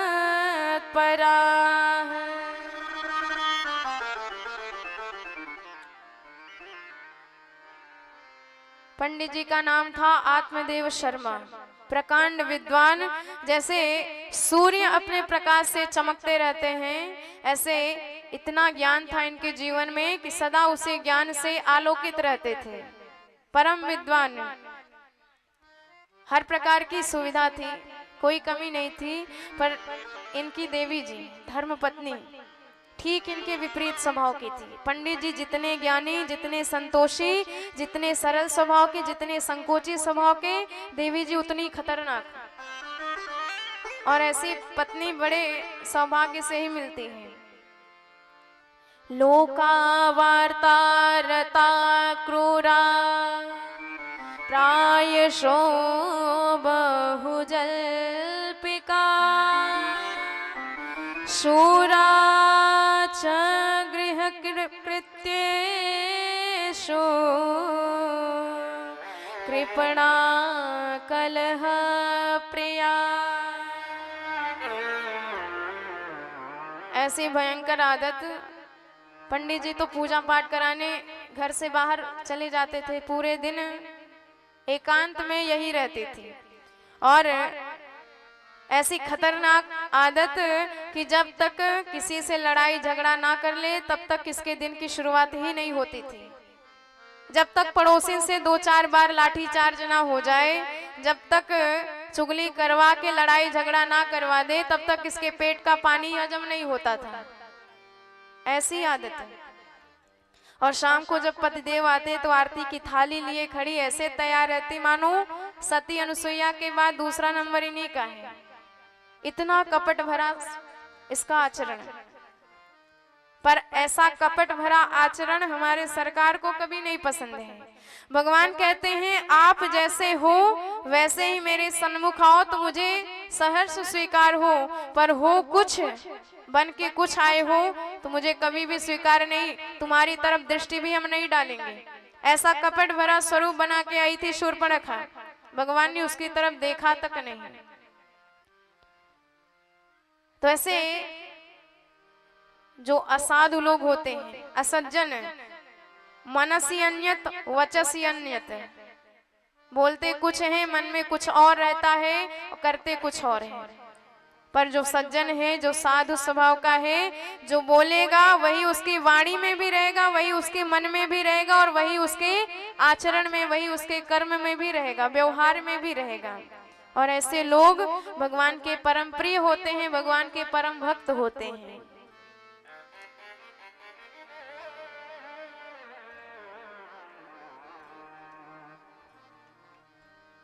पंडित जी को कोई आपत्ति नहीं थी।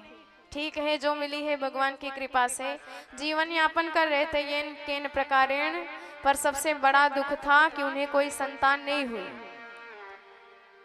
न पुत्रो वापि न पुत्री ततश्चिंता तुरो वृषम एकदा सद्विजो दुखात गृहम त्यक्त्वा वनम गतः। एक दिन तो इतने व्यथित हो गए कि मैं इतना धर्म कर्म करता हूं पर कोई संतान नहीं है मुझे। एक वृक्ष के नीचे जाके बैठ के आंसू बहाने लगे। उसी समय एक संत वहां से गुजरे। संत ने रोते हुए ब्राह्मण को देखा तो प्रश्न किया कि क्या कारण है, आप किस लिए रुदन कर रहे हो? कथम रोदसि विप्र त्वम काते चिंता बलियसे वद त्वम सत्वरम मह्यम् स्वस्य दुःखस्य कारणम्।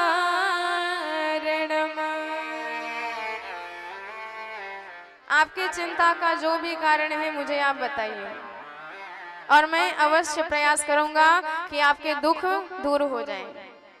संत ने सोचा कि कोई भगवान का भक्त होगा, भगवान को प्राप्त करने के लिए भगवान के प्रेम में, भगवान के भक्ति में, भगवान के याद में आंसू बहा रहा होगा।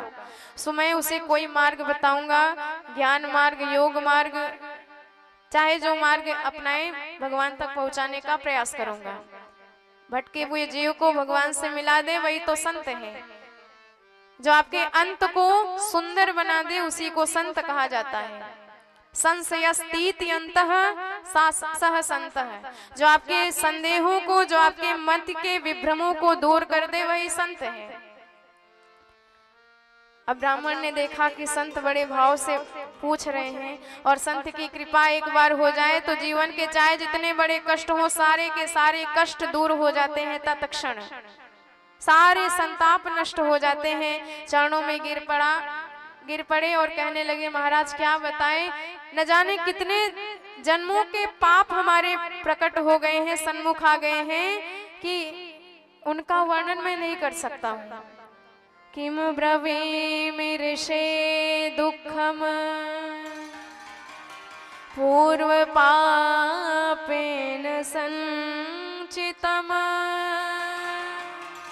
मदीया पूर्वजास्तोयम्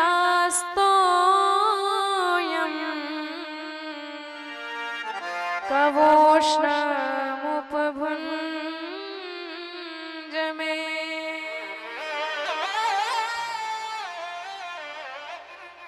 महाराज मैंने घर में एक वृक्ष लगा रखा है, पर देखो मेरा दुर्भाग्य, आज तक उस वृक्ष में कोई फल नहीं आया है।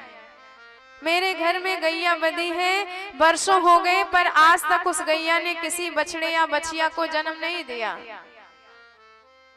पूर्वजों को जल देने जाता हूँ तो उनकी आंखों में आंसू आ जाते हैं कि इसके बाद इस कुल में कोई पानी देने वाला नहीं है। विवाह के इतने वर्ष हो गए, मुझे कोई संतान नहीं हुई, ना बेटी हुई ना बेटा हुआ। बताइए मेरा दुर्भाग्य। ये सब इशारा कर रहे हैं कि मेरे पूर्वज नाराज हैं और मेरे अनंत जन्मों के पाप प्रकट हो गए हैं।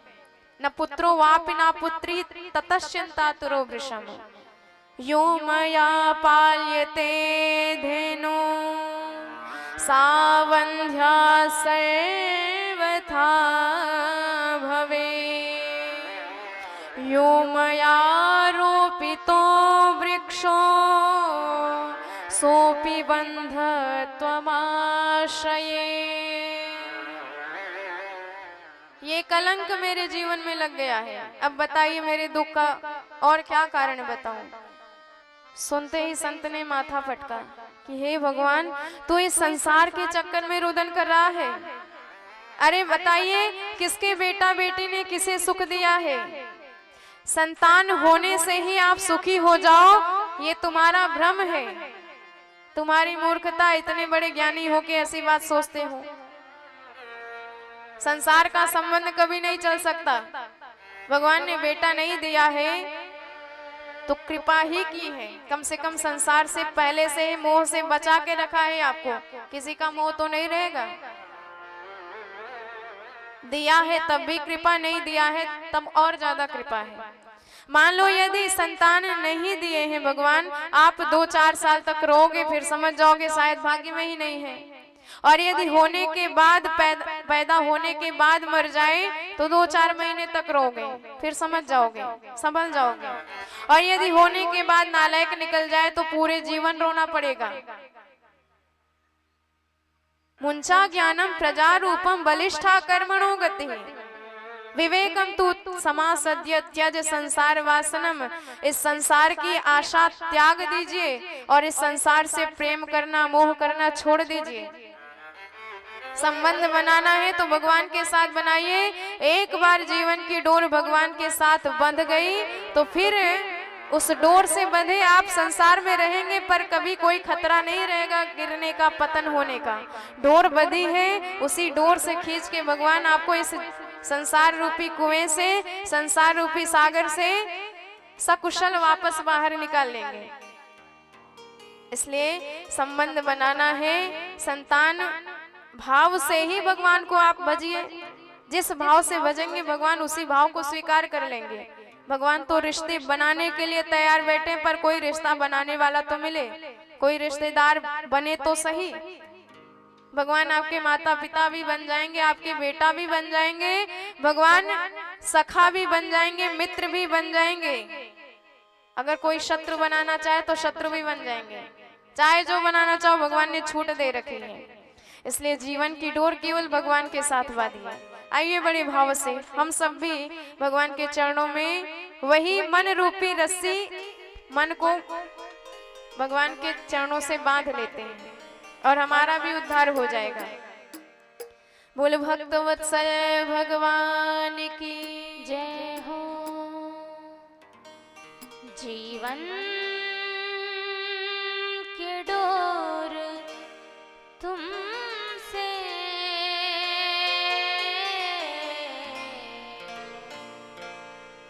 बांधी है सावरे।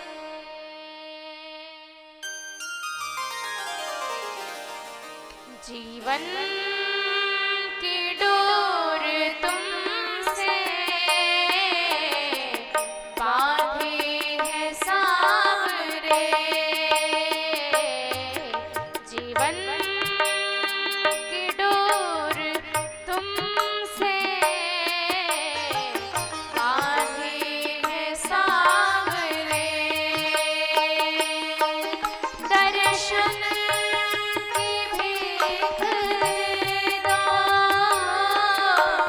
दर्शन की भीख दे दो। नैना है बावरे। जीवन की डोर तुमसे बांधी है सावरे।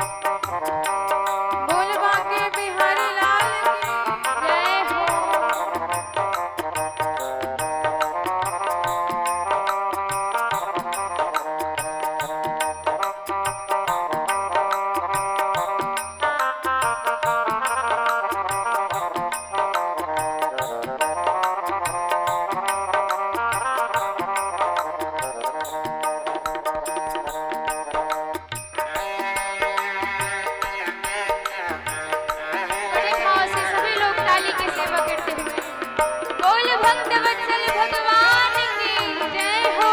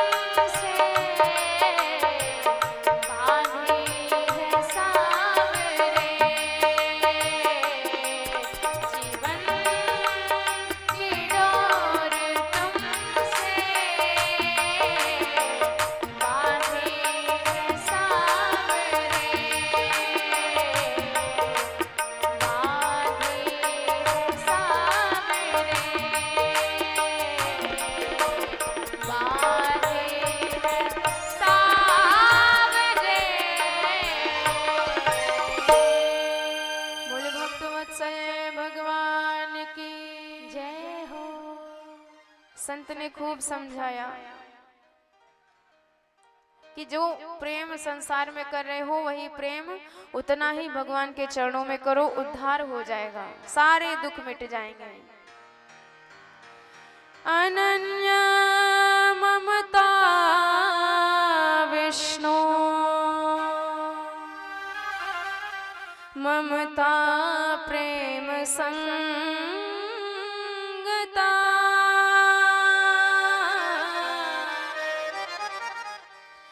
भाव सैव सांद्रात्मा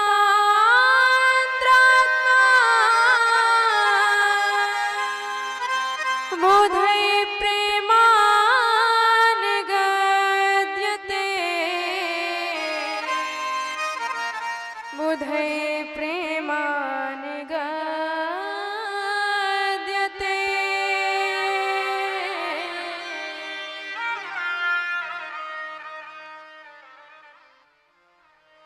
पर पंडित जी कहने लगे, महाराज हमने भी शास्त्र पढ़ा है और शास्त्र हमारे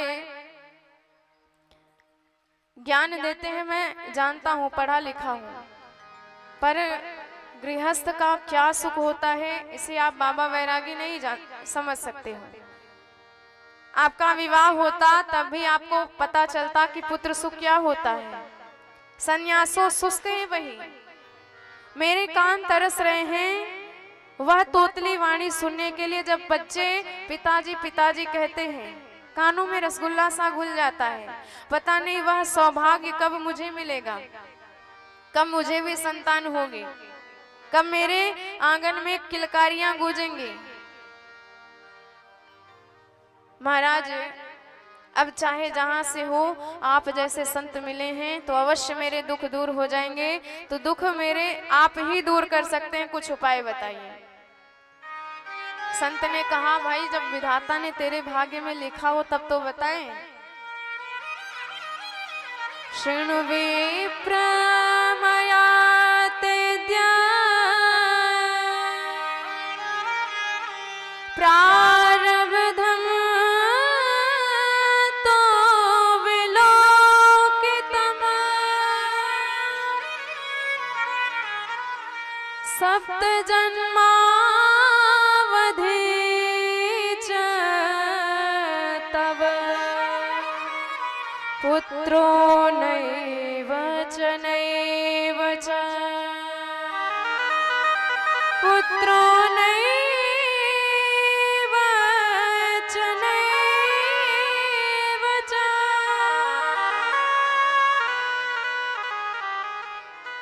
संत ने कहा कि हमने तेरी प्रारब्ध की रेखाओं को पढ़ लिखा है, तेरे माथे पे स्पष्ट लिखा है,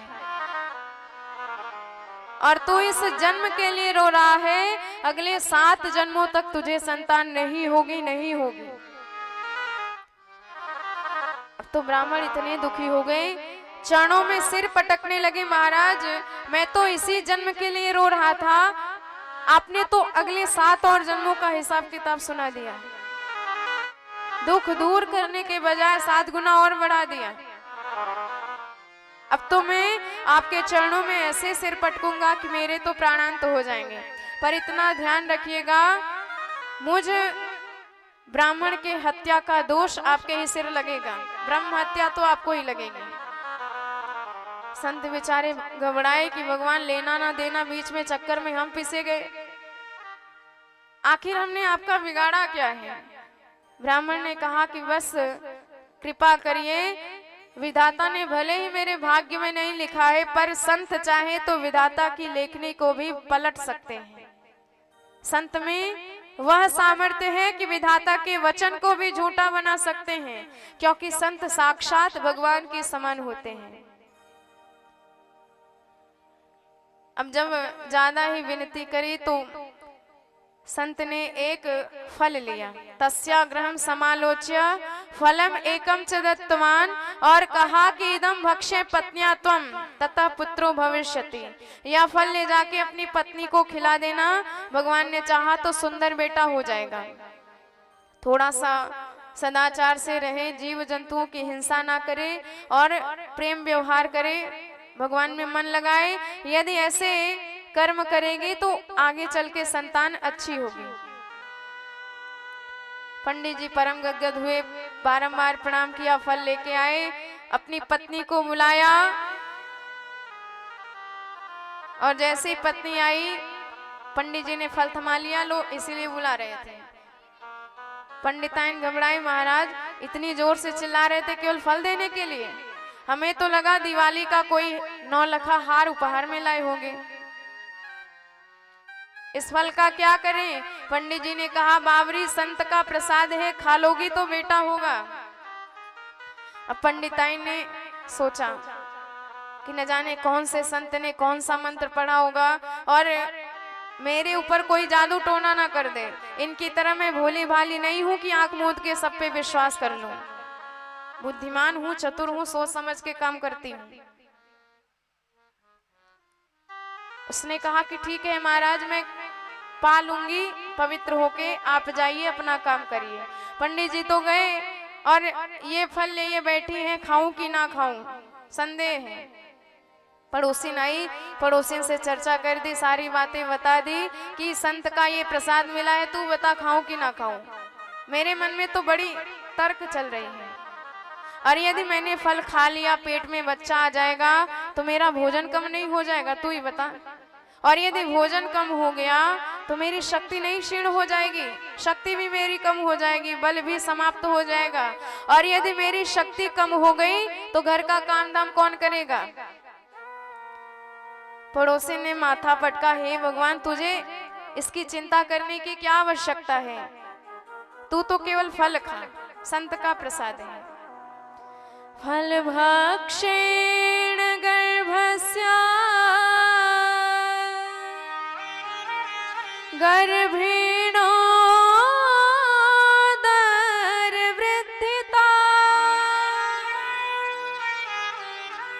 स्वल्पभक्षा ततर्शक्ति गृहकार्यं कथं भवेत्। पड़ोसिन कहने लगी, अरे बहन, जब अपनी ननद बुआ जी बन जाती हैं तो उन्हें खूब बधाई देनी पड़ती है। तो तू एक काम करना, 4 महीना पहले से ही अपनी ननद को बुला लेना और खूब काम धाम करवाना। बाद में जो बन पड़े सो विदाई के नाम पे देके विदा कर देना। धुंधली कहने लगी, बहन तू नहीं जानती मेरी ननद महाचोरनी है, 4 महीने में तो पूरा घर ही साफ करके ले जाएगी। इसे तो अच्छा है मैं किसी नौकर से काम धाम करा लूं। पर ये बता, मैंने सुना है गर्भवती स्त्रियां भाग भी नहीं सकती। पड़ोसी ने कहा, तो तुझे कौन सी दौड़ प्रतियोगिता में हिस्सा लेना है? अरे तू तो घर में आराम करना और अच्छे से रहना और कुछ दौड़ा भागी थोड़ी करनी है। धुंधली कहती है, बहन कब भागने की नौबत आ जाए तुझे पता नहीं। मान लो भूकंप आ गया तब सब तो भाग के अलग खड़े होंगे, आग ही लग गई तब सब तो भाग जाएंगे, मरना तो मेरा होगा। और हमने एक बात और सुनी है कि सुखदेव जी अपनी माँ के गर्भ में 12 साल तक रहे थे और ये भी मेरे पेट में 1-2 साल तक मानो रह गया, तब तो बिना मौत के मारी जाऊंगी। तदा में मरणम भवेत। बहन मैं इतना जानती हूँ, मेरे हिसाब से जो इस दुनिया में बांझ स्त्रियां हैं और जो विधवा स्त्रियां हैं वही ज्यादा सुखी हैं। वंध्या वा विधवा नारी सुखिनी चेति में मति, ये इसकी मति है। और विधवा बांझ स्त्रियों को दुनिया में सबसे दुर्भाग्यशाली स्त्री माना जाता है, पर उसके हिसाब से यही सबसे ज्यादा सुखी स्त्री है। इतना तर्क लगाया, एवं कुतर्क योगेन तत्फलम नैव भक्षितम, फल खाया ही नहीं। बाद में पंडित जी को समझा दिया कि खा लिया है। और बहन आई, बहन ने और माथा खराब कर दिया कि ऐसे बाबा वैरागी की बातों में कभी मत आना। अरे कहीं फल खाने से बेटा होता है? तू अपनी गैया को खिला के देख ले। और रही बात बच्चे की, अब की बार मैं गर्भवती हूँ। बहन ने सोचा जहाँ खाने वालों की लाइन लगी है वहां खाने का एक दाना नहीं, और जहाँ कोई खाने वाला नहीं वहां इतनी संपत्ति भरी पड़ी है। बहन कहने लगी कि अब की बार जो मेरा बेटा होगा, बच्चा होगा, वह तेरा होगा, थोड़ा सा धन दे देना, पतिदेव का मुख बंद कर दूंगी। धुंधली बातों में आ गई, वाह बहन, बहन हो तो तेरी जैसी पूरी समस्या ही एक चुटकी में हल कर डाली। कालांतर में इसकी बहन के यहाँ बेटा हुआ तो ले आके धुंधली को थमा दिया। और ठीक 3 महीने बाद जिस गाय को फल खिलाया था उस गाय ने भी एक बेटे को जन्म दिया। 2 बेटे हो गए पंडित जी के घर में। बधाइयां देने वालों की भीड़ लग गई। बधाई हो पंडित जी महाराज, कहा तो एक बेटा नहीं, भगवान ने छप्पड़ फाड़ के दे दिया, 2 बेटा हो गए। भाग्योदयो धुना जाता आत्मदेवस्य पश्यता धेन्वा बालः प्रसूतिश्च देवरूपेति कौतुकम्।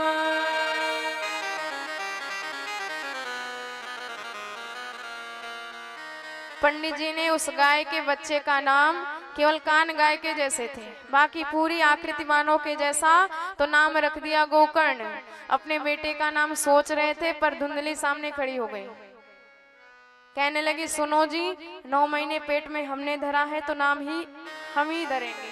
पंडित जी ने कहा रख लो। उसने कहा मेरा नाम धुंधली तो मेरे बेटे का नाम होगा धुंधकारी। और एक महामारी पैदा कर दी। अब तो धीरे धीरे दोनों बालक बड़े होते चले गए, पर ख्याति तो दोनों ने प्राप्त करी। अंतर सिर्फ इतना रहा, गोकर्ण जी महाराज विख्यात हुए, प्रख्यात हुए और धुंधकारी कुख्यात हुआ। धुंधकारी दुष्ट दुराचारी निकलता चला गया और गोकर्ण जी महाराज परम साधु, परम विद्वान, परम ज्ञानी। कियत कालेन तौ जातौ तरणो तनयो बुभो गोकर्णो पंडितो ज्ञानी धुंधकारी महाखल है। और इतना दुर्गुण धुंधकारी में है, इतने पाप कर्म करता है, सारे भ्रष्ट मार्गों को अपना लिया है। जुआ भी खेलता है, शराब भी पीता है, मांस मदिरा का भी सेवन करता है। ब्राह्मण का एक भी गुण उसमें नहीं है, इतने दुर्गुण है। पहले तो माँ से कुछ मांगता, धन रुपए पैसे, तो माँ बड़े भाव से दे देती कि एक ही बेटा है, सब तेरा ही ले जा। और जब मांगते मांगते इतना बढ़ गया, जुए में हारने लगा और माँ से मांगता तो माँ थोड़ी डांट लगाती, पर तब उसकी डांट का कोई असर ही नहीं पड़ता। शुरुआत में यदि डांट लगाई होती तो उस डांट का असर पड़ता, पर शुरुआत में छूट दे दी और बाद में लगा रही है डांट। धुंधकारी तब अपनी माँ को ही डांट करके ले जाने लगा। आज पंडित जी इतने दुखी हैं, पहले भी रो रहे थे, आज भी रो रहे हैं। पहले रो रहे थे बेटा क्यों नहीं है, आज रो रहे हैं बेटा क्यों है। विचार कर रहे हैं कहाँ जाऊं, कौन मेरे दुख दूर कर सकता है, किसकी शरण में जाऊं। मन तो ऐसा करता है आत्महत्या कर लूं। क्व गच्छामि क्व तिष्ठामि को मे दुःखम व्यपोहये प्राणास्त्यजामि दुःखेन हा कष्टम मम संस्थितम् हा कष्टम मम संस्थितम्। गोकर्ण जी समझ गए कि पिताजी क्यों दुखी हैं। पास में आए, कहने लगे पिताजी आपके दुख का कारण केवल आपका मोह है, आपकी अज्ञानता है। अरे इस संसार में चक्रवर्ती महाराज तक सुखी नहीं है। देवताओं के राजा इंद्र से पूछो कितना वैभव, कितना विषय, कितना भोग, लेकिन वह इंद्र भी दुखी है। सृष्टि रचने वाले ब्रह्मा जी से पूछो तो वह ब्रह्मा जी भी दुखी हैं। सुखी कौन है? जो इस संसार के मोह पास से हट करके भगवान से जुड़ गया है, सुखी केवल वही है। न चेन्द्रस्य सुखम किंचिन न सुखम चक्रवर्तिनः सुखमस्ति विरक्तस्य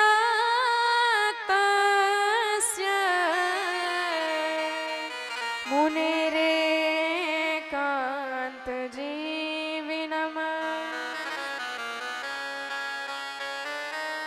दीन कहे धनवान सुखी, धनवान कहे सुख राजा को भारी। राजा कहे महाराज सुखी, महाराज कहे सुख इंद्र को भारी। इंद्र कहे चतुरानन को सुख, ब्रह्म कहे सुख विष्णु को भारी। तुलसीदास विचारी करे, हरि भजन बिना सब जीव दुखारी। 2 श्लोकों में ज्ञान प्रदान किया, सारे दुख सारे कष्ट हर लिए गोकर्ण जी महाराज ने। जैसे आप गीले वस्त्र को धूप में रख दो तो सारी उसकी आर्द्रता वह धूप हरण कर लेती है, सूख जाता है वह वस्त्र। ऐसे एक संत के पास आप जाएंगे तो जीवन में जितने भी दुख हैं, जितने भी ताप हैं, सारे ताप दुख का हरण करके आपको सुखी बना देते हैं। हमारे दुख का क्या क्या कारण है गोकर्ण जी समझाते हैं। और यही बात मान के आप निश्चिंत हो जाइए पिताजी, चिंता करने की कोई आवश्यकता नहीं। चिंता करने वाले तो हमारे सरकार हैं, हमारे भगवान चिंता करेंगे। सारे मोह का त्याग कर दीजिए। मैं आपको बताता हूँ जीव को बांधने वाली, जीव को दुखी करने वाली क्या क्या रस्सियां हैं। दो ही रस्सियां हैं। पहली देह में अहमता और दूसरी रस्सी है देह के नातों में ममता।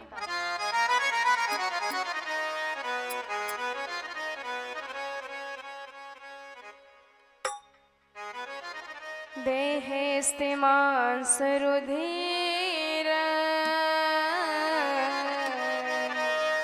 भीमते त्यज त्वम जाया सुता दिसु सदा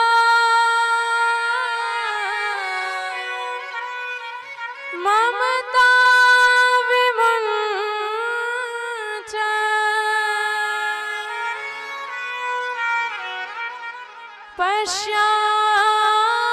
पश्यानिशम जगदिदम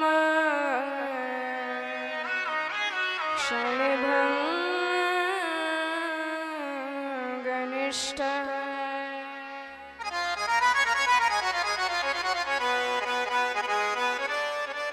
गोकर्ण जी कहते हैं पिताजी, देह के नातों में अहमता यही सबसे बड़ी हमारी दुख की रस्सी है। अब बताइए शरीर आपका हो सकता है क्या? विचार करिए। शरीर की तीन ही गति हो सकती है। शरीर को जला दोगे राख बन जाएगी, जल में डाल दोगे सड़ जाएगी, और जमीन में गाड़ दोगे कीड़े खा जाएंगे। इससे ज्यादा उत्तम गति शरीर की नहीं हो सकती। चाहे जितना इस शरीर को सजाओ, चाहे जितना इसका ध्यान रखो, चाहे जितना इस पर खर्च कर दो, लेकिन इससे उत्तम गति शरीर की कोई नहीं हो सकती है। कलेवरो विट्रिमि भस्म संगितः। अब बताइए जो शरीर आपका नहीं हुआ, उस शरीर के नाते आपके कहां से हो जाएंगे? पंच रचित यह शरीर है, समय आने पर उसी पंच तत्वों में विलीन हो जाएगा। इसलिए इसके बारे में आपको चिंता करने की आवश्यकता ही नहीं है। क्षितिजल पावक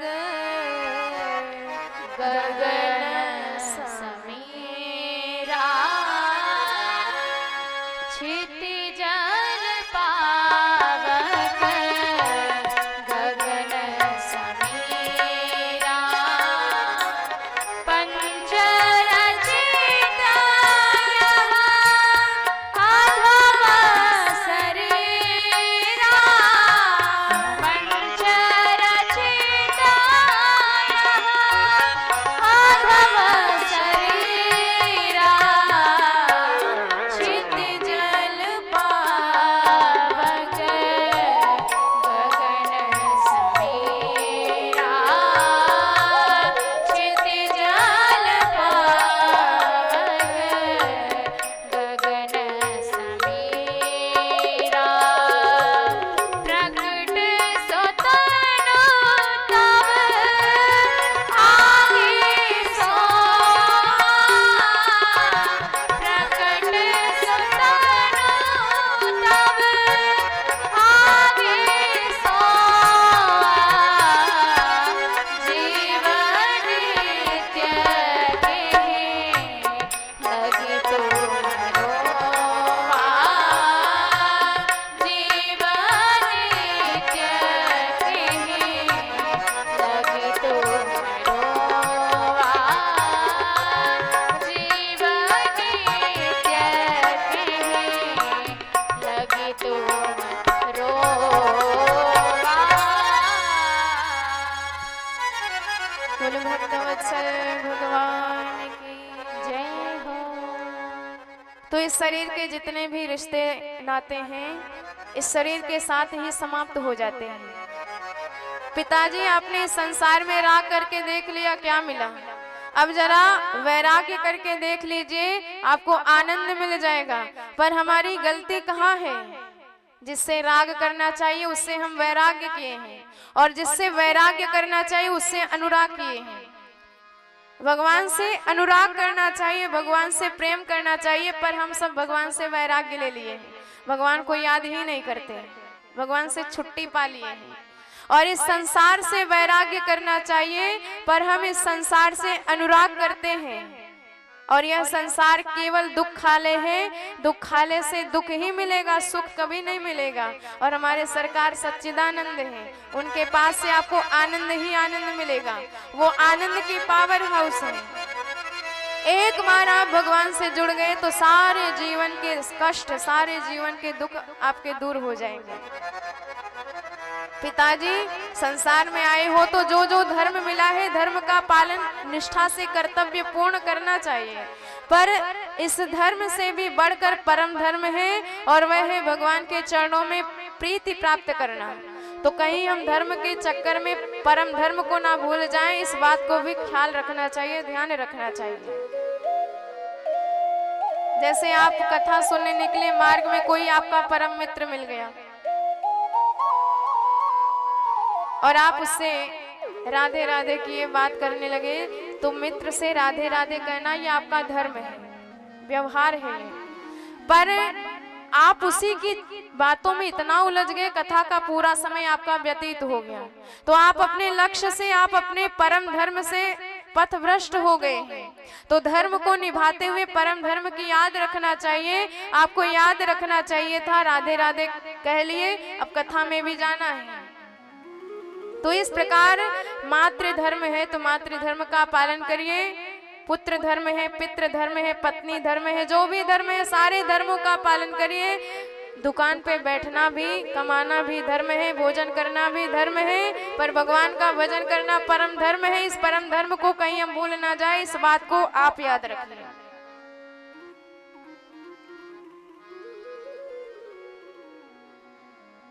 और यही चीज हमने यदि जीवन में उतार ली तो उसी वक्त हमारा कल्याण हो जाएगा, उद्धार हो जाएगा।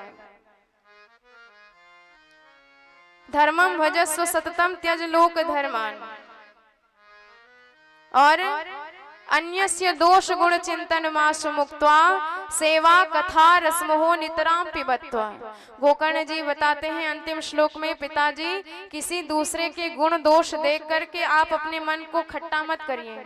उसमें गुण है, दोष है, वह उसका स्वभाव है, भगवान की देन है, जो जैसा है उसे वैसे ही रहने दीजिए। आप अपने आप को सुधारने का प्रयास करिए। हम अपने आप को सुधारेंगे तो हमें दुनिया सुधरी हुई लगेगी, दुनिया हमें सुंदर लगेगी। चश्मा जिस रंग का होगा दुनिया भी उसी रंग की दिखेगी। दोष का चश्मा लगा लीजिए, बड़े बड़े अच्छे व्यक्तियों में भी दोष दोष नजर आने लगेगा आपको, और गुण का चश्मा लगा लीजिए, अच्छाई का चश्मा लगा लीजिए, बड़े बड़े अपराधियों में भी आपको अच्छाई दिख जाएगी। तो गुण चेतन, ये जड़ चेतन युक्त संसार है, गुण दोष में संसार है, तो हम दोष ढूंढे ही क्यों? हम गुण भी तो ढूंढ सकते हैं, अच्छाई भी तो ढूंढ सकते हैं। हमारे सरकार यदि दोष ही दोष देखने लग जाए, अपराध ही अपराध देखने लग जाए, तो दुनिया में कोई ऐसा व्यक्ति नहीं है जो भगवान के उस नजरिए से तर पाएगा। भगवान बहाना ढूंढते हैं, एक बहाना मात्र मिल जाए, लाख अपराध भरे हो, केवल थोड़ी सी अच्छाई मिल जाती है, उसी अच्छाई को स्वीकार करके भगवान उसे भव से पार लगा देते हैं। तो ऐसा भाव रहना चाहिए। सेवा कथा रसमोह नितराम पिबत्व, आनंद पाना है जीवन में तो सेवा करिए और कथा रस पान करिए, भगवान का भजन करिए। यही तीन चीजें जीवन में उतार लीजिए, अपने आप उद्धार हो जाएगा। सेवा को आप अपना परम धर्म मान लीजिए। सेवा करेंगे तो समझिए भगवान की पूजा हो रही है। सेवा करिए, भगवान की कथा सुनिए और भगवान का भजन करिए। बाकी सारी चिंता छोड़ दीजिए। चिंता हरण करने वाले हमारी सरकार है, चाहे जितनी बड़ी चिंता हो भगवान सब दूर कर देंगे। आइए बड़े भाव से उसी भगवान के चरणों में मन लगाएं। तत्पश्चात वाणी को विराम। और भागवत भगवान की आरती व प्रसाद। और कल समयानुसार हम सब कथा में प्रवेश करेंगे। बोल भक्त वत्सल भगवान की जय हो। चिंता करे बलाए हमारी, सभी लोग बड़े भाव से ताली की सेवा करते हुए अरे चिंता करे बलाए हमारी, बस माया जंजाल की। बलिहारी बलिहारी बोलो गिरधारी नंदलाल की। बलिहारी बलिहारी बोलो गिरधारी नंदलाल की। बलिहारी बलिहारी बोलो गिरधारी नंदलाल की। अरे चिंता करे, अरे चिंता करे बलाए हमारे, ओ चिंता करे बलाए हमारे, बस माया जंजाल की। बलिहारी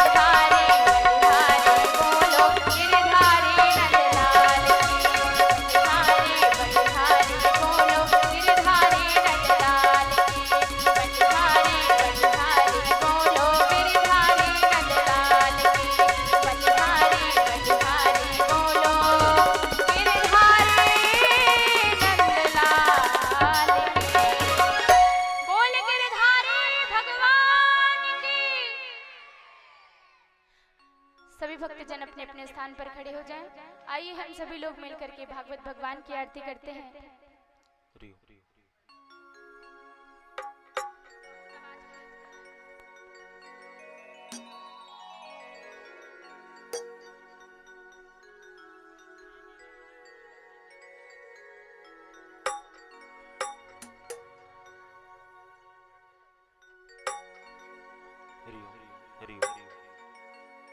हरि ओम।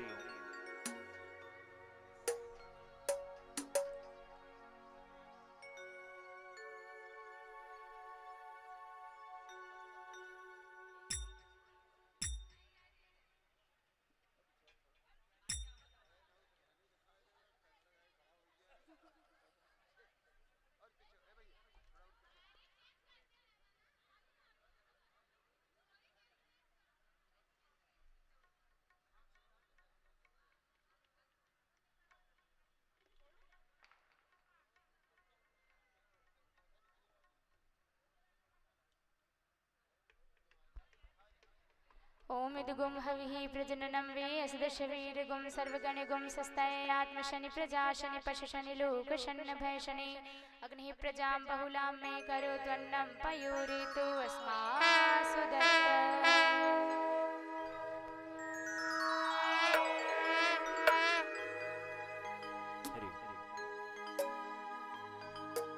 मन में बसा कर तेरी मूर्ति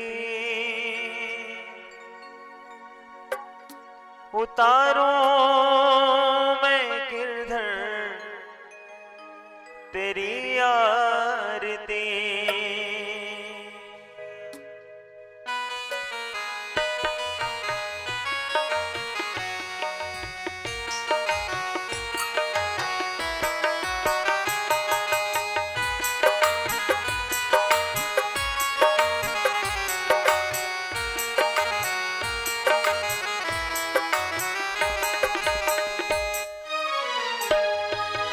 मन में बसा कर तेरी मूर्ति, मन में बसा कर तेरी मूर्ति उतारो मैं गिरधर तेरी आरती, उतारो मैं गिरधर तेरी आरती, तेरी आरती हाँ तेरी आरती, तेरी आरती हाँ तेरी आरती, उतारो मैं गिरधर तेरी आरती। मन में बसा कर तेरी मूर्ति उतारो मैं गिरधर तेरी आरती। मन में बसा कर तेरी मूर्ति उतारो मैं गिरधर तेरी आरती।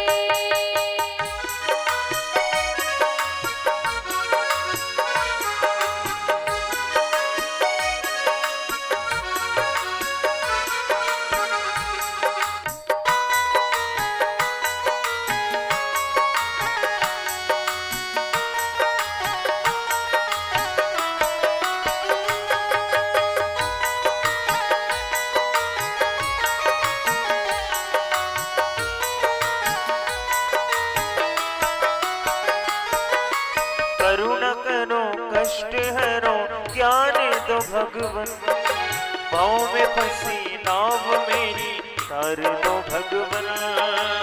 करुणा करो कष्ट हरो ज्ञान दो भगवन, भव में फंसी नाव मेरी तार दो भगवन। करुणा करो कष्ट हरो ज्ञान दो भगवन, भाव में फंसी नाव मेरी तार दो भगवन। करुणा करो कष्ट हरो ज्ञान दो भगवन, भव में फंसी नाव मेरी तार दो भगवन। दर्द की दवा तुम्हारे पास है, दर्द की दवा तुम्हारे पास है। जिंदगी दया की है भीख मांगती, मन में बसा कर तेरी मूर्ति उतारो मैं गिरधर तेरी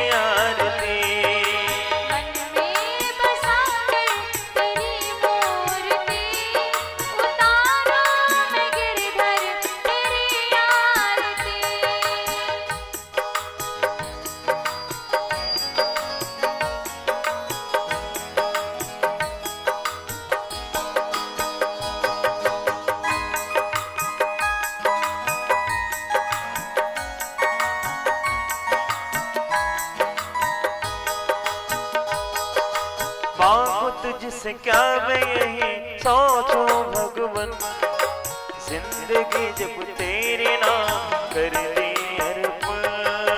मांगू तुझसे क्या मैं यही सोचूं भगवन, जिंदगी जब तेरे नाम कर दे अर्पण। सब कुछ तेरा कुछ नहीं मेरा, सब कुछ तेरा कुछ नहीं मेरा। चिंता है तुझको प्रभु संसार की, मन में बसा कर तेरी मूर्ति। उतारो मैं गिरधर तेरी आरती, मैं बसा कर तेरी मूर्ति। उतारो मैं गिरधर तेरी आरती।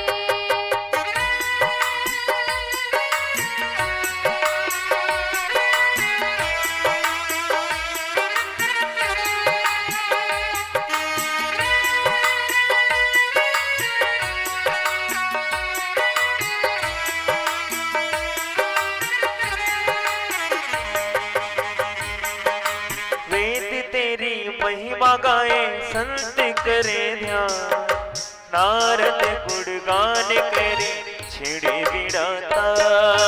वेद तेरी महिमा गाए संत करे ध्यान, नारद गुणगान करे छेड़े विड़ाता। वेद तेरी महिमा गाए संत करे ध्यान, नारद गुणगान करे छिड़े विड़ाता। वेद तेरी महिमा गावे संत करे ध्यान, नारद गुणगान करे छेड़े विड़ाता। भक्त तेरे द्वार करता है पुकार, भक्त तेरे द्वार करते हैं पुकार। दास व्यास गाए तेरी आरती, मन में बसा कर तेरी मूर्ति। उतारो मैं गिरधर तेरी आरती, मन में बसा कर तेरी मूर्ति। उतारो मैं गिरधर तेरी आरती।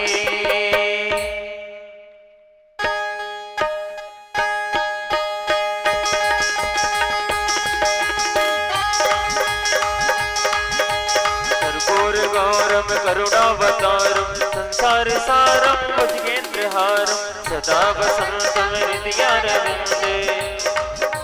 भवं भवानी सहितं नमामि, त्वमेव माता च पिता त्वमेव, त्वमेव बन्धो च सखा त्वमेव, त्वमेव वेद्या द्रविणं त्वमेव, त्वमेव सर्वं मम देवदेव, त्वमेव सर्वं मम देवदेव। नटखट बंसी वारे गोकुल के राजा, मेरी अखियां तरस रही अब तो आजा।